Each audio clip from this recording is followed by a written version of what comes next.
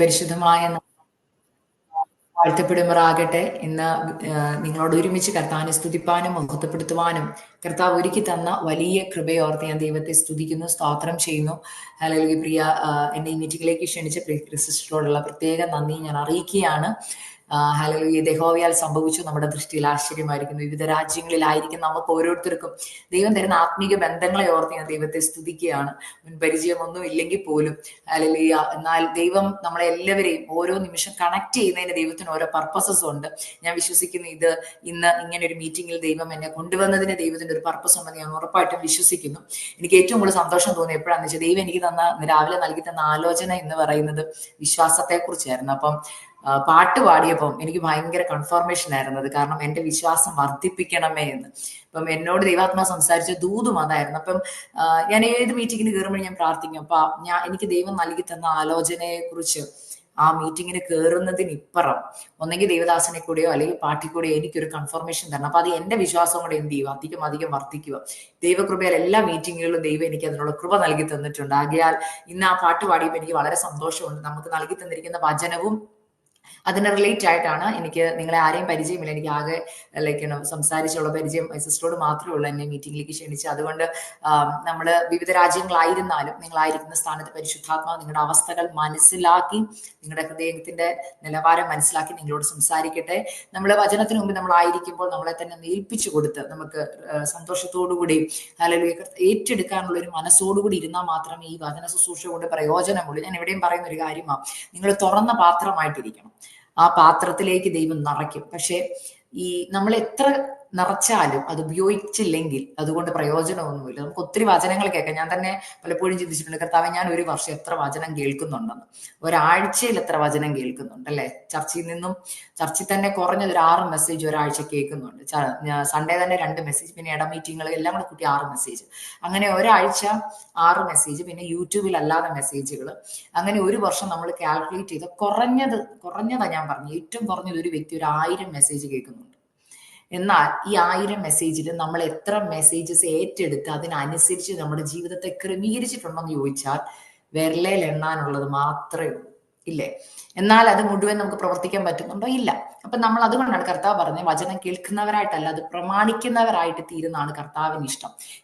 അപ്പൊ നമ്മുടെ വിചാരം നമ്മൾ ഇത്ര മെസ്സേജ് കേട്ടത് കൊണ്ട് കർത്താവ് ഉണ്ടായിരുന്നെങ്കിൽ ഏറ്റവും കൂടുതൽ റെക്കോർഡ് ശരിക്കും പറഞ്ഞാൽ നമുക്ക് ഓരോരുത്തർക്കും കിട്ടി എന്നല്ലേ. ഒരു ദിവസം കൊണ്ട് എത്ര മെസ്സേജുകൾ അയക്കുന്നത്. കർത്താവ് പറഞ്ഞത് മെസ്സേജ് കേട്ടത് കൊണ്ട് ഒരു പ്രയോജനവുമില്ല, അത് പ്രമാണിക്കുന്നവരാ ഭാഗ്യവാന്മാർ. ആകയാൽ ഇന്ന് ഞാൻ നിങ്ങളുമായിട്ട് വളരെ ശാന്തമായിട്ട്, എനിക്കറിയാം നിങ്ങൾക്ക് അവിടെ രാത്രി 12 മണിയാണ്, എല്ലാവരും ഉറങ്ങുന്നൊക്കെ സമയത്ത് നിങ്ങൾ എഴുന്നേറ്റിരുന്ന് ഉണർന്ന് പ്രാർത്ഥിക്കുമ്പോൾ നിങ്ങളുടെ എല്ലാം ഹൃദയങ്ങളോട് പരിശുദ്ധാത്മാ നിങ്ങളുടെ വ്യക്തിപരമായ വിഷയങ്ങളോട് പരിശുദ്ധാത്മാ ഇടപെടട്ടെ. ഞാൻ വെറും ഒരു മെസ്സഞ്ചർ മാത്രമാണ്. എന്നാൽ കർത്താവിന് എന്താണ് നിങ്ങളോട് സംസാരിക്കാനുള്ളത്? ആ വചനം പരിശുദ്ധാത്മാ നിങ്ങളോട് വ്യക്തമായിട്ട് സംസാരിക്കട്ടെ എന്ന് ഞാൻ പ്രാർത്ഥിക്കുന്നു. ആകയാൽ ഇന്നത്തെ വചനത്തിനായി എബ്രായ ലേഖനം 10-ാം അധ്യായം അതിന്റെ 35 തൊട്ട് 39 വരെയുള്ള വാക്യമാണ് എന്നോട് ദൈവാത്മാവ് ഇടപെട്ടത്. ഞാൻ അതൊന്ന് വായിക്കുവാൻ ആഗ്രഹിക്കുന്നു. എബ്രായർ 10-ന്റെ 35 തൊട്ട് 39 വരെയുള്ള വാക്യങ്ങൾ. അതുകൊണ്ട് മഹാപ്രതിഫലമുള്ള നിങ്ങളുടെ ധൈര്യം തള്ളിക്കളയരുത്. ദൈവ ഇഷ്ടം ചെയ്ത് വാഗ്ദത്തം പ്രാപിപ്പാൻ സഹിഷ്ണുത നിങ്ങൾക്ക് ആവശ്യം. ഇനി എത്രയും അല്പം കാലം കഴിഞ്ഞിട്ട് വരുവാനുള്ളവൻ വരും, താമസിക്കുകയില്ല. എന്നാൽ എന്റെ നീതിമാൻ വിശ്വാസത്താൽ ജീവിക്കും. പിന്മാറുന്നുവെങ്കിൽ എന്റെ ഉള്ളത്തിൽ അവനിൽ പ്രസാദമില്ല. നാമോ നാശത്തിലേക്ക് പിന്മാറുന്നവരുടെ കൂട്ടത്തിലല്ല, വിശ്വസിച്ച് ജീവരക്ഷ പ്രാപിക്കുന്നവരുടെ കൂട്ടത്തിൽ എത്രേ ആകുന്നു. ഹല്ലേലൂയ. ഈ വചനം വായിച്ചപ്പോൾ നിങ്ങൾക്ക് എല്ലാവർക്കും സുപരിചിതമായ വചനമാണെന്ന് എനിക്കറിയാം. എന്നാൽ ഇന്ന് ഞാൻ ഈ മീറ്റിങ്ങിനെ കുറിച്ച് പ്രാർത്ഥിച്ചപ്പോൾ നിങ്ങൾ ഓരോരുത്തരെ കുറിച്ച് കർത്താവ് എന്താണ് സംസാരിക്കണം എന്ന് പറഞ്ഞ കർത്താവ് പറഞ്ഞ കാര്യം ഇതാണ്: എന്റെ നീതിമാൻ വിശ്വാസത്താൽ ജീവിക്കും, പിന്മാറുന്നുവെങ്കിൽ എന്റെ ഉള്ളത്തിൽ അവനിൽ പ്രസാദമില്ല. അപ്പം ഇന്ന് വിശ്വാസ സമൂഹത്തിലാണ് വിശ്വാസം കൂടുതൽ പ്രസംഗിക്കേണ്ടത് പലപ്പോഴും എനിക്ക് തോന്നിയിട്ടുണ്ട്. ഞാൻ വിശ്വാസികളല്ലാത്തവരുടെ ഇടയിലും വചനം പറയുന്ന ഒരാളാണ്. യാക്കോബ, ഓർത്തഡോക്സ്, ജ്ഞാനായ ഹൈന്ദവ വിശ്വാസികൾ, അങ്ങനെയുള്ളവർ ഒരുപാട് പേരുമായിട്ട് ദൈവാത്മാവ് എന്നെ കണക്ട് ചെയ്യുന്നുണ്ട്. അങ്ങനെ പക്ഷെ ഞാൻ കണ്ടൊരു വ്യത്യാസം ഞാൻ പറയാം. ഈ പെന്റക്കോസ്റ്റ് അല്ലെങ്കിൽ നമ്മൾ കർത്താവിനെ അറിഞ്ഞ് രക്ഷിക്കപ്പെട്ട് സ്നാനപ്പെട്ട് കർത്താവിനെ അറിഞ്ഞവരുടെ മുമ്പിൽ ഞാൻ വചനം ശുശ്രൂഷിക്കുന്നതും കർത്താവിനെ അറിയാത്ത പുതിയതായിട്ട് വരുന്ന ആൾക്കാരുടെ ഇടയിൽ വചനം ശുശ്രൂഷിക്കുന്ന തമ്മിലുള്ള വ്യത്യാസം എനിക്ക് ശരിക്കും ഫീൽ ചെയ്യാൻ പറ്റിയിട്ടുണ്ട്. ഒന്ന്, ഞാൻ പറഞ്ഞല്ലോ, ഞാൻ ഓപ്പൺ ആയിട്ട് സംസാരിക്കുന്ന ആളാ. മനസ്സിലാകുന്നുണ്ടോ? ഓപ്പണായിട്ട് പറയും. ദൈവാത്മാവ് പറയുന്ന ഓപ്പണായിട്ട് പറയും. ആൾക്കാർ എന്നെ വിധിക്കുമോ, അവരെന്നെ കുറിച്ച് കമന്റ് പറയും, അങ്ങനെ ഒരു ഭയം ദൈവകൃപയാൽ എനിക്കില്ല. കർത്താവ് ശുശ്രൂഷയെ വിളിച്ചപ്പോൾ ആ ഭയം എടുത്ത് കളഞ്ഞു. എനിക്ക് അങ്ങനെ ഒരു അഭിഷേകം തന്നിരിക്കുന്നത്. അതുകൊണ്ട് കമന്റും ആൾക്കാർ അങ്ങനെ പറയും ഇങ്ങനെ പറയും, ആൾക്കാരുടെ മുമ്പിൽ എന്നെ വെറുക്കുമോ എന്നുള്ള ഒരു ചിന്ത പോലും ഇല്ല. ഞാൻ ഇപ്പോഴും പറഞ്ഞൊരു കാര്യമാണ്, കർത്താവെ എത്ര നാൾ ജീവിച്ചു എന്നുള്ളതല്ല, ജീവിച്ച അത്രയും കർത്താവിന്റെ ഇഷ്ടത്തിന് ജീവിക്കണം. കാരണം എനിക്ക് കണക്ക് കൊടുക്കാനുള്ള ദൈവത്തിന് മാത്രമാണ്. അതുകൊണ്ട് ഒന്നും തോന്നരുത്. എനിക്ക് നിങ്ങൾ ആരെയും പരിചയമില്ലാത്തതുകൊണ്ട് എനിക്ക് സന്തോഷത്തോടെ പറയാം. അതുകൊണ്ട് ഞാൻ പറയുക, ഞാൻ കണ്ടൊരു വ്യത്യാസം, വിശ്വാസികളുടെ ഇടയിൽ വചനം പ്രസംഗിക്കുമ്പോൾ ഉള്ള ഒരു പ്രശ്നം എന്നാന്ന് വെച്ച് കഴിഞ്ഞാൽ, നമ്മൾ പറയുന്ന എല്ലാത്തിനും ഒരു മുൻവിധിയോടുകൂടെ കാണും. ഓ അങ്ങനെ ഉണ്ടേലേ പോകത്തുള്ളൂ. മനസ്സിലാവുന്നുണ്ടോ? അങ്ങനെ ചെയ്താലേ എന്ന് ബൈബിളിൽ എഴുതിയിട്ടുണ്ടോ? അങ്ങനെയൊന്നും അല്ല എന്നുള്ളൊരു മുൻവിധിയും. പക്ഷെ അവിശ്വാസികളായി കർത്താവിലേക്ക് അറിഞ്ഞു വരുന്നവരുടെ പ്രത്യേകത, നമ്മൾ വിശ്വാസത്തെക്കുറിച്ചും കർത്താവിനെ കുറിച്ചും പറയുമ്പോൾ, അയ്യോ അങ്ങനെയാണ് സിസ്റ്ററെ പറഞ്ഞിരിക്കുന്നത്, എന്നാൽ ഞാൻ അങ്ങനെ ചെയ്യാം, ഞാൻ അങ്ങനെ പ്രാർത്ഥിക്കാം. അയ്യോ എന്റെ പാപം അതാണോ, ഓക്കെ ഞാനത് വിട്ട് കളയാം, എനിക്ക് യേശുവുമായിട്ട് അടുക്കണം. ഞാൻ അങ്ങനെ പെട്ടെന്ന് അത് ഈ വചനം അങ്ങോട്ട് കൊടുക്കുമ്പോഴല്ലോ ഇങ്ങനെ റിസീവ് ചെയ്യുന്നത് എനിക്ക് ആത്മാവിൽ ഫീൽ ചെയ്യാൻ പറ്റിയിട്ടുണ്ട്. ഇന്ന് ഞാൻ രാത്രിയിൽ ആഗ്രഹിക്കുന്നത് അങ്ങനെ ഒരു റലത്തിലേക്ക് നമ്മുടെ ദൈവമക്കൾ മടങ്ങി വരണമെന്നാണ്. നമ്മൾ ആദ്യ കാലത്തിലേക്കൊന്ന് മടങ്ങി വരണം. അതായത് കേൾക്കുന്ന വചനം മുൻവിധിയോടുകൂടെ കാണാതെ, പ്രസംഗിക്കുന്ന ആളെ നോക്കാതെ, അല്ലെങ്കിൽ പറയുന്ന വചനത്തിനകത്ത് അയ്യോ അങ്ങനെയാണ്, അതെനിക്ക് ചെയ്യാൻ പറ്റത്തില്ല, വേറെ എന്തെങ്കിലും ഫോം വഴിയുണ്ടോ? നമുക്ക് എപ്പോഴും ഉള്ളതാണ് plan A and plan B, അല്ലെ? ഇപ്പൊ ഒരു സർജറി ഡോക്ടർ പറഞ്ഞ സർജറി കൊണ്ടേ അത് മാറത്തുള്ളൂ എന്ന് പറഞ്ഞാൽ നമ്മൾ ചോദിക്കും, സർജറി ഇല്ലാത്ത വേറെ എന്തെങ്കിലും ഓപ്ഷൻ ഉണ്ടോ? ഇഞ്ചക്ഷനാ പറ്റത്തുള്ളൂ, ഇഞ്ചക്ഷൻ അല്ലാതെ ഞാൻ മരുന്ന് കഴിച്ചാൽ മതിയോ എന്ന് ചോദിക്കും. കാരണം എന്താ, നമുക്ക് പെയിൻ ഇഷ്ടമല്ല. എന്നാൽ ഞാൻ എന്റെ ജീവിതാനുഭവത്തിൽ, ഞാൻ പറയാം, എന്റെ ടെസ്റ്റിമണിയോട് കൂടെ ഞാൻ വചനം പറയാം, എന്റെ ജീവിതാനുഭവത്തിൽ കൂടി അല്ലാതെ ഞാൻ പഠിച്ചൊരു കാര്യം, സർജറി വേണ്ടിടത്ത് സർജറി തന്നെ ചെയ്യണം, ഇഞ്ചക്ഷൻ വേണ്ടിടത്ത് ഇഞ്ചക്ഷൻ തന്നെ പറ്റത്തുള്ളൂ. ഈസി മെത്തേഡ് വചനത്തിൽ ഞാൻ കണ്ടിട്ടില്ല. കാരണം ഞാനും ഇതുപോലെ ദൈവത്തോട് ഡിബേറ്റ് ചെയ്തിട്ടുള്ള ഒരാളാണ്. കർത്താവ് അങ്ങനെ ഞാൻ ചെയ്യത്തില്ല, വേണം ഇങ്ങനെയായിരുന്നെങ്കിൽ ഞാൻ കുറച്ചും കൂടെ ഒന്ന് ചെയ്യാം. അപ്പൊ കർത്താവ് പറഞ്ഞു, നോ, ഇങ്ങനെ തന്നെ പറ്റത്തുള്ളൂ. കാരണം കർത്താവിന് വാക്ക് മാറ്റാൻ പറ്റത്തില്ല, വ്യവസ്ഥയുടെ ദൈവമാണ് നമ്മുടെ ദൈവം. ആകെ ഈ വചനത്തിൽ നിന്ന് പരിശുദ്ധാത്മാവ് നിങ്ങളോട് സംസാരിക്കുന്നത് ഇങ്ങനെയാണ്, നമ്മൾ ഇറങ്ങി തിരിച്ചത് ഒരു മഹാപ്രതിഫലമുള്ള ഒരു കാര്യത്തിന് വേണ്ടി. എന്താണ് ആ മഹാപ്രതിഫലം? കർത്താവ് നമ്മളെ വിളിച്ചു വേർതിരിച്ചത് നിത്യതയിൽ കർത്താവിനോടൊപ്പം വാഴേണ്ടതിന്. അതാണ് നമ്മുടെ അൾട്ടിമേറ്റ് ഗോൾ.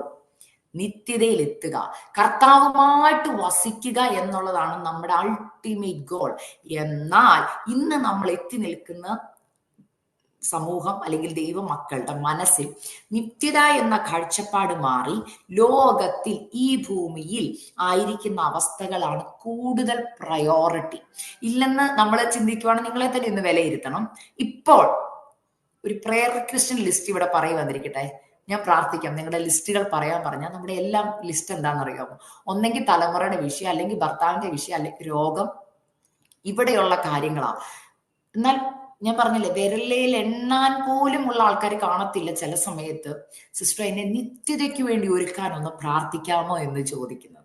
മനസ്സിലാവുന്നുണ്ടോ? ഞാൻ പറഞ്ഞില്ലേ, ഞാനും ഒരു കാലത്ത് അങ്ങനെ ആയിരുന്നു. അതുകൊണ്ടാണ് ഞാൻ പറഞ്ഞത്, എന്റെ ജീവിതത്തിൽ ഇല്ലാത്തല്ല പ്രസംഗിക്കുന്നത്, എന്റെ ജീവിതത്തിലും ഉണ്ടായിരുന്നു.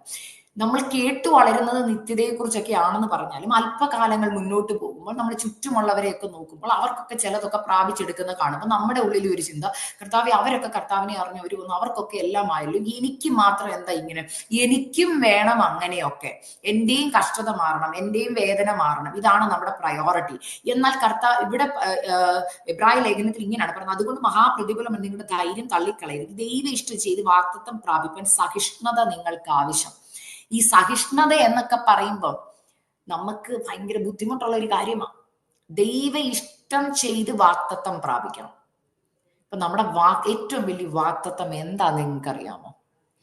ശരിക്കും ചോദിച്ചാൽ നമ്മുടെ വാഗ്ദത്തം എന്താന്ന് ചോദിച്ചാൽ, നമ്മൾ എല്ലാവരും പറഞ്ഞ വാഗ്ദത്തം എന്താ? നമ്മുടെ തലമുറയെ കുറിച്ചുള്ള വാഗ്ദത്തം. ഈ ഭൂമിയിലെ വാഗ്ദത്തങ്ങളാണ് ഏറ്റവും കൂടുതൽ ആൾക്കാർ പറയുന്നത്.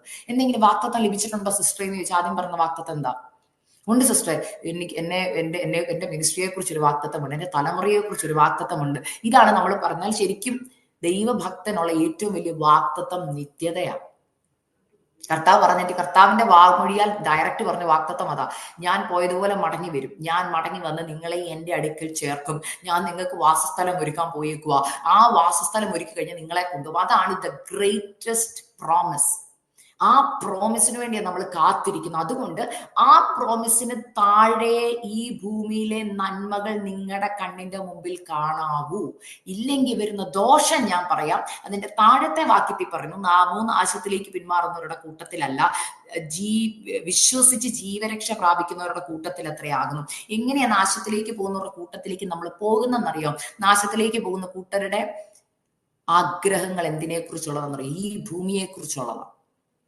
ഇന്ന് ഈ രാത്രി 12 മണിക്ക് നിങ്ങൾ ഉണർന്നിരുന്ന് ഈ വചനം കേൾക്കുകയും പ്രാർത്ഥിക്കാൻ നിങ്ങൾ സമയം എടുക്കുകയും ചെയ്യുന്നുണ്ടെങ്കിൽ എന്തിനു വേണ്ടിയാണ് നിങ്ങൾ പ്രാർത്ഥിക്കുന്നത് എന്നുള്ളത് ആദ്യം ചിന്തിക്കണം. എൻ്റെ ഇന്റൻഷൻ എന്താണെന്നാണ് ചിന്തിക്കേണ്ടത്. നിങ്ങളുടെ ഇന്റൻഷൻ ഈ പ്രാർത്ഥനയിൽ, ഞാൻ പറഞ്ഞല്ലോ, നിങ്ങളുടെ ഭൗതിക വിഷയങ്ങൾക്ക് വേണ്ടിയാണ്. എൻ്റെ മോടെ വിവാഹം നടക്കണം, അല്ലെങ്കിൽ എൻ്റെ ജോലിയിൽ ഒരു ഉന്നതി വേണം, എനിക്കൊരു സ്വന്തം വീട് ആ രാജ്യത്ത് വേണം, എൻ്റെ മക്കൾക്ക് ഒരു നല്ല വിദ്യാഭ്യാസം കൊടുക്കണം, ഇതൊക്കെയാണ് നിങ്ങളുടെ വിഷയം. അല്ലെങ്കിൽ എൻ്റെ രോഗം മാറണം, ഇതൊക്കെയാണ് നിങ്ങളുടെ വിഷയങ്ങൾ. കുഴപ്പമൊന്നുമില്ല, ഞാൻ പറഞ്ഞില്ലേ, കുഴപ്പമൊന്നും വരുന്നില്ല. പക്ഷെ ഈ ഭൂമിയിൽ ചിലപ്പോൾ കുറെ ആൻസേഴ്സ് ഒക്കെ കിട്ടിയെന്നിരിക്കും. പക്ഷെ നിത്യത നഷ്ടപ്പെട്ട് കഴിഞ്ഞിട്ട് ഈ നന്മകൾ കിട്ടിയിട്ട് ഒരു കാര്യമില്ല. ഞാൻ തുറന്ന് പറയുക, നിങ്ങളുടെ ഹൃദയത്തോട് തന്നെ ശാന്തമായി നിങ്ങൾ ഒന്നിച്ച് കൊതിക്കണം. ഒരു നിമിഷം, എൻ്റെ ഉള്ളിലെ ഏറ്റവും ഫസ്റ്റ് പ്രയോറിറ്റി എന്താ? ഞാൻ ഇരിക്കുമ്പോഴും നടക്കുമ്പോഴും ഓടുമ്പോഴും ഞാൻ വർക്ക് ചെയ്യുമ്പോഴും എല്ലാം എൻ്റെ ഉള്ളിൽ ആഗ്രഹം, നിത്യത എന്നൊരു ചിന്ത ഒരു ദിവസത്തിൽ ഒരു വട്ടമെങ്കിലും നിങ്ങളുടെ ഹൃദയത്തിൽ വന്നിട്ടില്ലെങ്കിൽ ഞാൻ പറയുന്നത് നിങ്ങൾ അപകടത്തിലാണ്. ഏത് അപകടവും ഞാൻ പറഞ്ഞു ശാന്തമായിട്ട് പറയുന്നതൊന്നും തോന്നല്. മനസ്സിലാകുന്നുണ്ടോ? ചിലൊരു പവർഫുൾ മെസ്സേജ് ഒന്നും കേട്ടെന്ന് വരുന്നത്. പക്ഷെ ഇതിനകത്ത് നിൽക്കുന്ന ഒരു സത്യം ഞാൻ വിശ്വാസ സമൂഹത്തോട് വിളിച്ചു പറയുക, വിശ്വാസം കൈവിടപ്പെട്ടു പോയിട്ട് നമ്മൾ വിശ്വാസത്തെ കുറിച്ച് പ്രസംഗിക്കുന്ന കൂടുതൽ എന്തിനെ കുറിച്ച് അറിയാം? നിങ്ങളുടെ കാര്യത്തിൽ ദൈവം പ്രവർത്തിക്കും നിങ്ങൾ വിശ്വസിക്കണമെന്നാ, അല്ലെ? രോഗസൗഖ്യം തരുമെന്ന് നിങ്ങൾ വിശ്വസിക്കണം, മക്കളുടെ ഭാവി അനുഗ്രഹിക്കപ്പെടുമെന്ന് നിങ്ങൾ വിശ്വസിക്കണം. ഇതാണ് നമ്മൾ വിശ്വാസത്തെ കുറിച്ച് കൂടുതൽ കേൾക്കുന്ന വാക്ക്. ഇപ്പൊ എന്റെ നീതിമാൻ വിശ്വാസത്താൽ ജീവിക്കും, പിന്മാറുന്ന എന്റെ ഉള്ളത്തിൽ അവന് പ്രസാദം ഇല്ലെന്നൊക്കെ ഉള്ള വചനം പറയുമ്പോൾ എല്ലാവരും കോട്ട് ചെയ്യുന്നത് ഈ ഭൂമിയിലെ നന്മകളെ കുറിച്ചാണ്. എന്നാൽ പരിശുദ്ധാത്മാവ് ഇന്ന് എന്നോട് സംസാരിച്ച് നിങ്ങൾക്ക് കൈമാറാൻ തന്ന വാക്തത്വവും ദൂതും ഇതാണ്: വിശ്വാസം ലെവലേശം നമ്മുടെ ഉള്ളിൽ ഇല്ലാതിരിക്കുന്ന ചിലർ ഇതിനകത്ത് ഇരിപ്പുണ്ട്. അതായത് പേര് വിശ്വാസി എന്ന, പക്ഷേ ഉള്ളിൽ എന്തില്ലെന്നറിയോ? വിശ്വാസമില്ല. ഞാനിത് പറയുമ്പോൾ ഞാൻ നിങ്ങൾക്ക് ഒരു എക്സാമ്പിൾ പറഞ്ഞുതരാം, അപ്പൊ പെട്ടെന്ന് മനസ്സിലാവും. എനിക്ക് ഇതിനകത്ത് വീഡിയോയിൽ കാണാൻ പറ്റുന്ന 2 ചേച്ചിമാരേ ഉള്ളൂ കേട്ടോ. ഞാൻ ചേച്ചിമാരാന്ന് വിശ്വസിക്കുന്നതിനേക്കാളും പ്രായമുണ്ടെന്ന് വിശ്വസിക്കുക, അല്ലെങ്കിൽ എന്നോട് ക്ഷമിക്കണം കേട്ടോ. പ്രിയ ക്രിസ്ത്യൻ സിസ്റ്ററും ഫേവർ സിസ്റ്ററും, ഇവരെ രണ്ടുപേരെ കാണുന്നതുകൊണ്ട് ഞാൻ പറയുക, നമ്മൾ സ്ത്രീകൾ ഉൾപ്പെടെ എല്ലാവർക്കും ഇഷ്ടമുള്ള ഒരു കാര്യമാണ് പെർഫ്യൂംസ്, അല്ലെ? പെർഫ്യൂംസ് പ്രത്യേകിച്ച് നമ്മൾ ഇന്ത്യക്കാർ ചെയ്യുന്ന ഒരു കാര്യമുണ്ട്. നല്ല വില കൂടിയ പെർഫ്യൂംസ് ആരെങ്കിലും നമുക്ക് ഗിഫ്റ്റ് തന്നാൽ, കണ്ടിട്ടുണ്ട് ഗൾഫിൽ നിന്നൊക്കെ വരുമ്പോൾ, അല്ലെങ്കിൽ നിങ്ങൾ യു കെ എന്നൊക്കെ വരുമ്പോൾ, അല്ലെങ്കിൽ ഓസ്ട്രേലിയ ന്യൂസിലൻഡ് ഒക്കെ വരുമ്പോൾ നല്ല പെർഫ്യൂം ബോട്ടിൽസ് നമുക്ക് കാണാം. നമ്മൾ അങ്ങനെ ഇങ്ങനെയൊന്നും ആ പെർഫ്യൂം ഉപയോഗിക്കത്തില്ല. നമ്മൾ എന്ത് ചെയ്യും? എല്ലായിടത്തും വലിയ കല്യാണം, വലിയ ഫംഗ്ഷൻ ഒക്കെ വരുമ്പോഴായിരിക്കും അതൊന്ന് ഇച്ചിരി ഒന്നും അടിക്കുന്നത്, അല്ലെ? അടിച്ചിട്ട് ചെയ്യുന്നത് തീർന്നു പോയെന്നിരിക്കട്ടെ, നിങ്ങൾ ആ കുപ്പി എടുത്ത് കളയുമോ? ഞാൻ കളയത്തില്ല, ഞാനത് സൂക്ഷിച്ചു വെക്കും. കാരണം നല്ല ഭംഗിയാ പെർഫ്യൂം ബോട്ടിൽ കാണാൻ. ആ ബോട്ടിലിന് കൊടുക്കണം വില. നല്ല ഗ്ലാസ്സിനകത്ത് അത് വെച്ച് കുറച്ച് തുള്ളികളെ കാണത്തുള്ളൂ, പക്ഷെ ആ ബോട്ടിലിനാണ് ഭംഗി. പക്ഷെ ഇപ്പൊ ആരെങ്കിലും ചോദിക്കുക ഇതെന്തു ഈ കുപ്പി ഏതാന്ന് ചോദിച്ചാൽ ആദ്യം പറഞ്ഞു ഇത് പെർഫ്യൂം ബോട്ടിലാന്ന് പറയും. പക്ഷെ ശരിക്കും പറഞ്ഞാൽ പെർഫ്യൂം അകത്ത് കാണത്തില്ല, പക്ഷെ ബോട്ടിൽ അവിടെ ഇരിപ്പുണ്ട്. ഇതുപോലെ പല വിശ്വാസികളും പേര് വിശ്വാസി എന്നാ, മനസ്സിലാകുന്നുണ്ടോ? പണ്ട് ഇറങ്ങിയ കാലത്ത് വില കൊടുത്ത് ഇറങ്ങിയതാ, പെർഫ്യൂമിനെ പോലെ ആയിരുന്നു. അകത്തുണ്ടായിരുന്നു ചിലതൊക്കെ. അടുത്ത് വരുമ്പോ ആൾക്കാരൊക്കെ അടുത്ത് വരുമ്പോ ചിലത് കൊടുക്കാറുണ്ടായിരുന്നു. അവര് ചിലത് പ്രാപിച്ചൊക്കെയാ പൊക്കോണ്ടിരുന്നു, അല്ലെ? നിങ്ങളുടെ അടുക്ക വരുമ്പോ നിങ്ങളുടെ വായിന്ന് വരുന്ന വാക്കുകളൊക്കെ ധൈര്യം കൊടുക്കുകയും ബലപ്പെടുത്തി സൗരഭ്യവാസനയായിട്ടായിരുന്നു അവര് പൊക്കോണ്ടിരുന്നത്. എന്നാൽ ഇന്ന് വരുമ്പോ കാറ്റ് മാത്രമേ പുറത്ത് വരുന്നുള്ളൂ. കാരണം എന്താ? അകത്തൊന്നും ഇല്ല, നിറയപ്പെട്ടിട്ടില്ല. കാരണം ഞാൻ പറഞ്ഞില്ലേ, പേര് പെർഫ്യൂം ബോട്ടിൽ എന്നാ, പക്ഷെ അകത്ത് നിറയ്ക്കാനും മറ്റുള്ളവർക്ക് കൊടുക്കാനും ഒന്നുമില്ല. കാരണം വിശ്വാസം നഷ്ടപ്പെട്ടു പോയി. ഞാനിത് പറയാൻ കാരണം, ഞാൻ ഏറ്റവും കൂടുതൽ വിശ്വാസികളോട് സംസാരിക്കുമ്പോൾ നെഗറ്റീവ് കേൾക്കുന്നത് വിശ്വാസികളുടെ വായിന്നാണ്. പണ്ടൊക്കെ ഞാൻ പറഞ്ഞില്ലേ, പണ്ടൊക്കെ ഞാൻ പറയുന്നത് എന്റെ ചെറിയ കാലത്തിലെ കാര്യം പറഞ്ഞത്. ആൾക്കാരോടൊക്കെ സംസാരിക്കുമ്പോൾ ഒരു വിഷയം വരുമ്പോൾ നമ്മൾ സംസാരിക്കുമ്പോൾ ആദ്യം പറയുന്നുണ്ട്, കർത്താവ് വഴി തുറക്കുന്നേ, കർത്താവിന് അസാധ്യമായിട്ട് ഒന്നുമില്ലല്ലോ എന്നാ പറയുന്നത്. എന്നാൽ ഇന്ന് പറയുന്നത് എനിക്ക് വലിയ പ്രതീക്ഷ ഒന്നുമില്ല സിസ്റ്റർ എനിക്ക് വേണ്ടി ഒന്ന് പ്രാർത്ഥിക്കണം. ഞാൻ പറയുന്നുണ്ടൊന്നും തോന്നരുത്. ഈ സിസ്റ്റർ പ്രാർത്ഥിച്ചാലും ഈ ലോകത്തിലെ ഏറ്റവും വലിയ പാസ്റ്റർ പ്രാർത്ഥിച്ചാലും നിങ്ങളുടെ ഉള്ളിൽ വിശ്വാസമില്ലേ ആ വിഷയത്തിൽ പ്രവൃത്തി നടക്കുമോ? ചിലരുടെ വിചാരം ഈ പ്രാർത്ഥിക്കുന്ന ആൾക്ക് വിശ്വാസം മതി, നടക്കും. അതും ഞാൻ ഒരു കാറ്റഗറിയിൽ ഞാൻ വിശ്വസിക്കുന്ന ഒരാളാണ്. പക്ഷേ ഏറ്റവും കൂടുതൽ ഇപ്പം നിങ്ങൾ പ്രാർത്ഥിച്ച ഒരു വിഷയത്തിന് നിങ്ങൾ ഭാരപ്പെടുന്ന ഒരു വിഷയത്തിന് മറുപടിയാന്ന് പറഞ്ഞ് ഞാനൊരു ദൂത് പറഞ്ഞ് നിങ്ങളൊക്കെ ഏറ്റെടുക്കും. എന്നാൽ അപകടം ഒളിഞ്ഞു നിൽക്കുന്ന എവിടാണെന്ന് ചോദിച്ചാൽ ഈ വിശ്വാസം ഉള്ളിലില്ലാതെ, ക്വസ്റ്റ്യൻ ഇതാ, കർത്താവ് വന്നാ പോവോ? വിശ്വാസമില്ലാത്ത വിശ്വാസിയെ കർത്താവ് വന്നാ പോവോന്ന്? പോകത്തില്ലെന്ന് വചനം പറയുന്നു. ഈ വചനത്തിനകത്ത് കിടപ്പുണ്ട്. അത് എന്താണെന്നറിയാമോ? എന്റെ നീതിമാൻ വിശ്വാസത്താൽ ജീവിക്കും. എവിടെ ജീവിക്കുന്ന കാര്യ? ഭൂമി മാത്രം ജീവിക്കുന്ന കാര്യം അല്ല പറയുന്നത്, നിത്യതയിലും കൂടെ ജീവിക്കണമെങ്കിൽ നമ്മളെയും നിത്യതയും തമ്മിൽ കണക്ട് ചെയ്യുന്ന ഒരു ഫാക്ട് എന്താണെന്നറിയോ? വിശ്വാസം എന്ന ലാഡറാ. ഈ ലാഡറിൽ കൂടെ നടന്ന് കയറി നമ്മൾ നിത്യതയിൽ എത്തുന്നത്.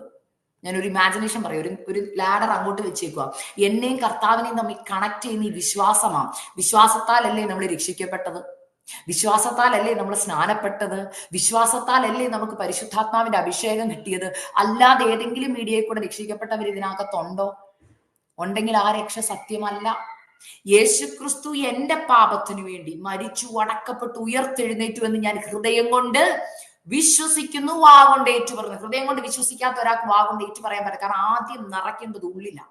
ഉള്ളിൽ നിറച്ചാലേ അത് പുറത്തോട്ട് വരത്തുള്ളൂ. അപ്പൊ വിശ്വാസം എന്ന കണക്ഷനാണ് എനിക്കും കർത്താവും തമ്മിലുള്ള ബന്ധത്തിൽ നിർത്തുന്നത്. ഈ വിശ്വാസം കട്ടായി പോയി കഴിഞ്ഞാൽ എന്തുറപ്പുണ്ട് നിങ്ങൾക്ക് കർത്താവിന്റെ കാഹളനാദം വന്നാൽ നിങ്ങൾ പോകുമെന്ന്? പോകത്തില്ലെന്നാ പറഞ്ഞതിന്റെ അർത്ഥം. പോകത്തില്ല ദൈവമക്കളെ. ഇവിടെയാണ് അപകടം ഒളിഞ്ഞിരിക്കുന്നത്. വിശ്വസിച്ചാൽ നിങ്ങൾ ദൈവമഹത്വം കാണും. സത്യമായ കാര്യമാണ്. നമ്മൾക്ക് വചനം പറയുമ്പോൾ, നമുക്ക് വിശ്വാസത്തെ കുറിച്ച് പറയുമ്പോൾ ഏറ്റവും കൂടുതൽ ആൾക്കാർ പ്രസംഗിക്കുന്നത് ഞാൻ പറഞ്ഞത് നിങ്ങളുടെ ഇപ്പോഴത്തെ വിഷയത്തിന് മറുപടിയാ.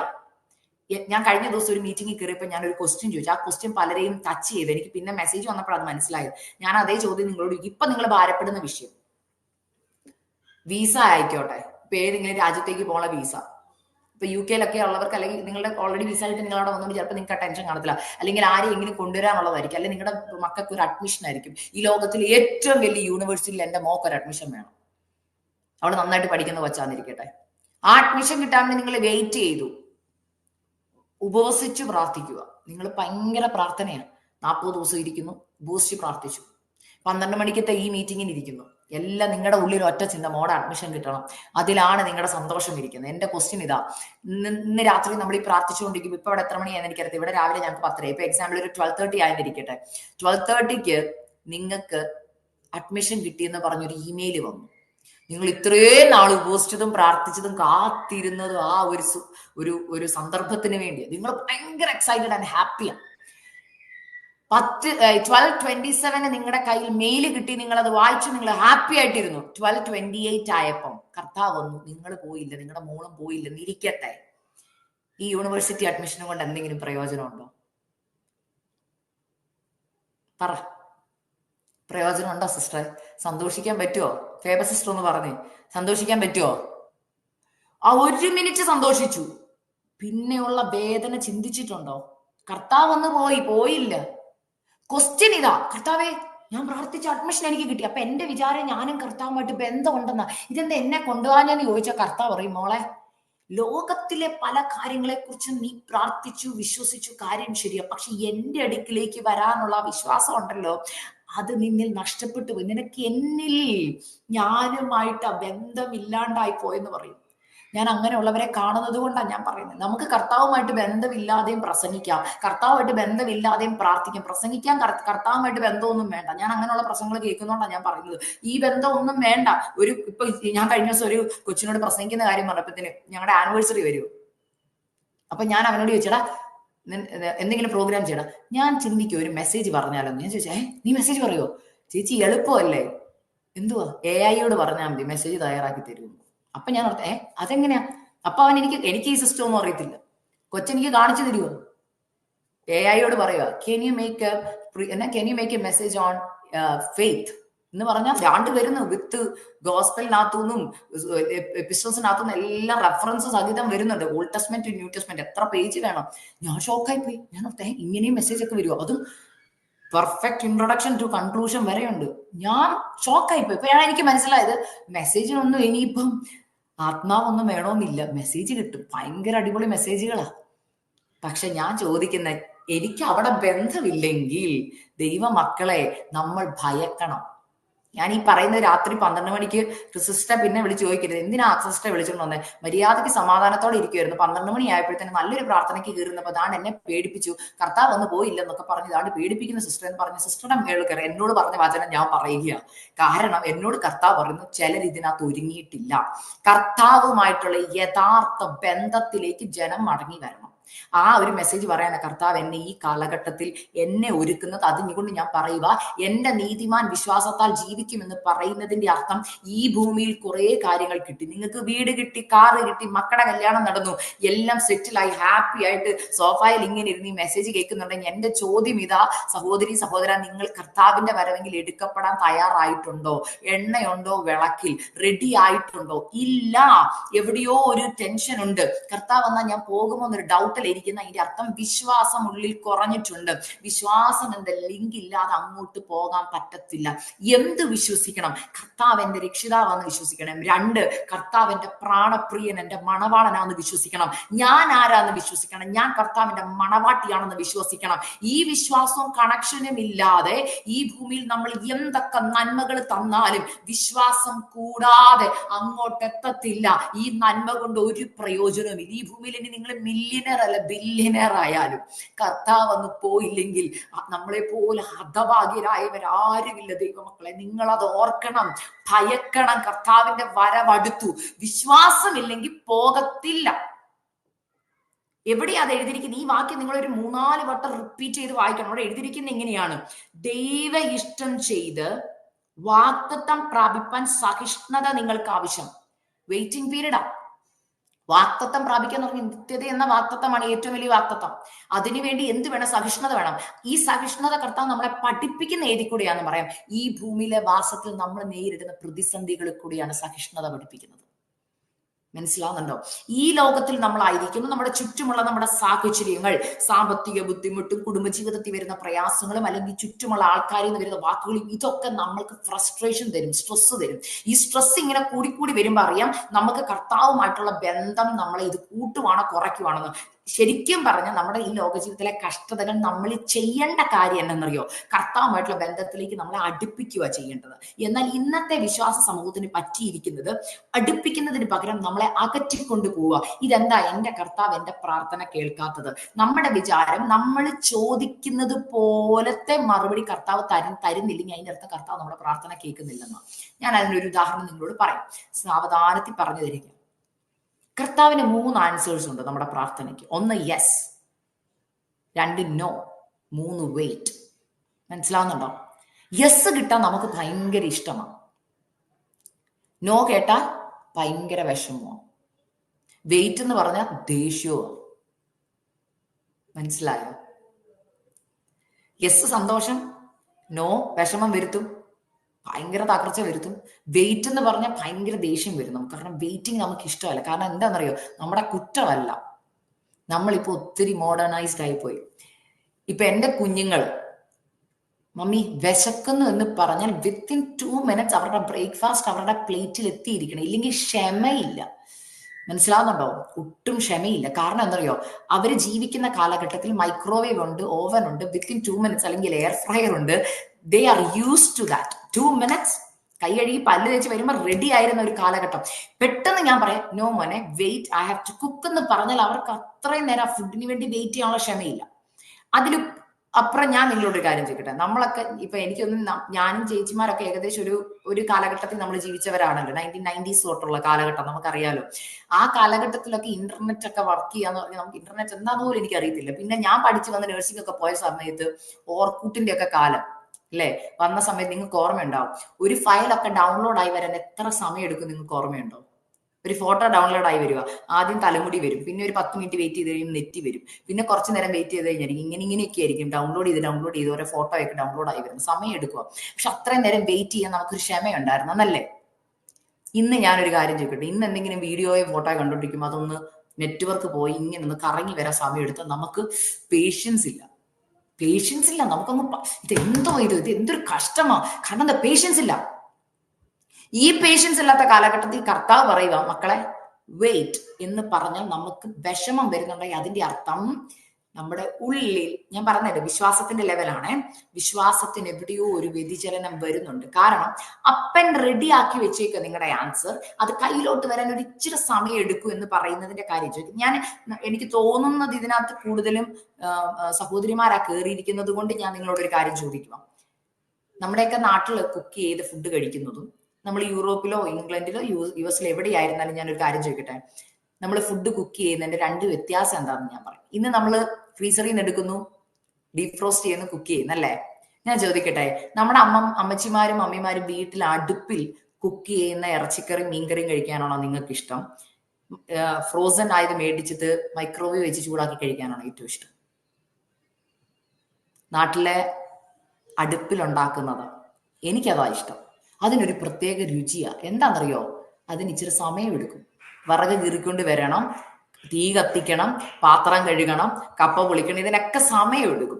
പക്ഷെ സമയം എടുത്ത് തരുന്നത് എല്ലാത്തിനും ഒരു രുചിയുണ്ട്, ഒരു എന്താ പറയുന്ന ഒരു പ്രത്യേകതയുണ്ടെന്ന് പറയുന്നത് പോലെ നമ്മുടെ കർത്താവ് നമുക്ക് തരുന്ന ഓരോന്നിനും വെയിറ്റിംഗ് പീരീഡിന് ഒരു സമയമുണ്ട്. ദൈവം എന്നെ അങ്ങനെ വെയിറ്റ് ചെയ്യിപ്പിച്ച് തന്ന ഒരു നന്മയായിരുന്നു എൻ്റെ വിവാഹം.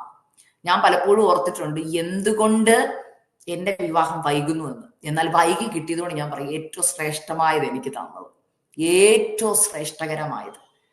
വൈകി പോയി. പക്ഷെ വന്നപ്പോ പെട്ടെന്നായിരുന്നു അതിന്റെ ആൻസർ. വിത്തിൻ 5 days കൊണ്ട് പെണ്ണ് കണ്ടു, കല്യാണം നടന്നു, എല്ലാം പെട്ടെന്നായിരുന്നു. പക്ഷെ ഇന്ന് ഞാൻ തിരിഞ്ഞു നോക്കുമ്പോൾ ഞാൻ ഓർത്തിട്ടുണ്ട്, കർത്താവേ പലതിനോടും കർത്താവ് നോ പറഞ്ഞതിന് നന്ദി. ഓരോ കല്യാണാലോചന വരുമ്പോൾ ഇപ്പൊ നടക്കൂന്ന് പറഞ്ഞ് എല്ലാം വന്നു കഴിഞ്ഞിട്ട് കർത്താവ് പറയും നോ, അതല്ലെന്ന് പറയുമ്പോൾ എനിക്ക് വിഷമം വന്നിട്ടുണ്ട്. കർത്താവ് എന്തിനാ നോ പറയുന്നത്? എന്റെ കൂടെയുള്ള എല്ലാവരുടെയും കല്യാണം കഴിഞ്ഞ് എന്നെ എല്ലാവരും നമ്മൾക്ക് പലപ്പോഴും ഈ മറുപടി എന്തിനാന്ന് ചോദിച്ചു പെട്ടെന്ന് എന്തിനാ സിസ്റ്റർ ഇത്ര ധൃതി പിടിച്ച് ചെയ്യുന്നതെന്ന് ചോദിച്ചു കഴിഞ്ഞാൽ ആക്ച്വലി നമുക്ക് മറുപടിയേക്കാൾ പ്രശ്നം എന്നാണെന്നറിയോ? ചുറ്റുമുള്ളവർ എന്ത് പറയും എന്നുള്ളത്. പല പ്രാർത്ഥനകളുടെയും മറുപടിയുടെ പ്രശ്നമാണ്.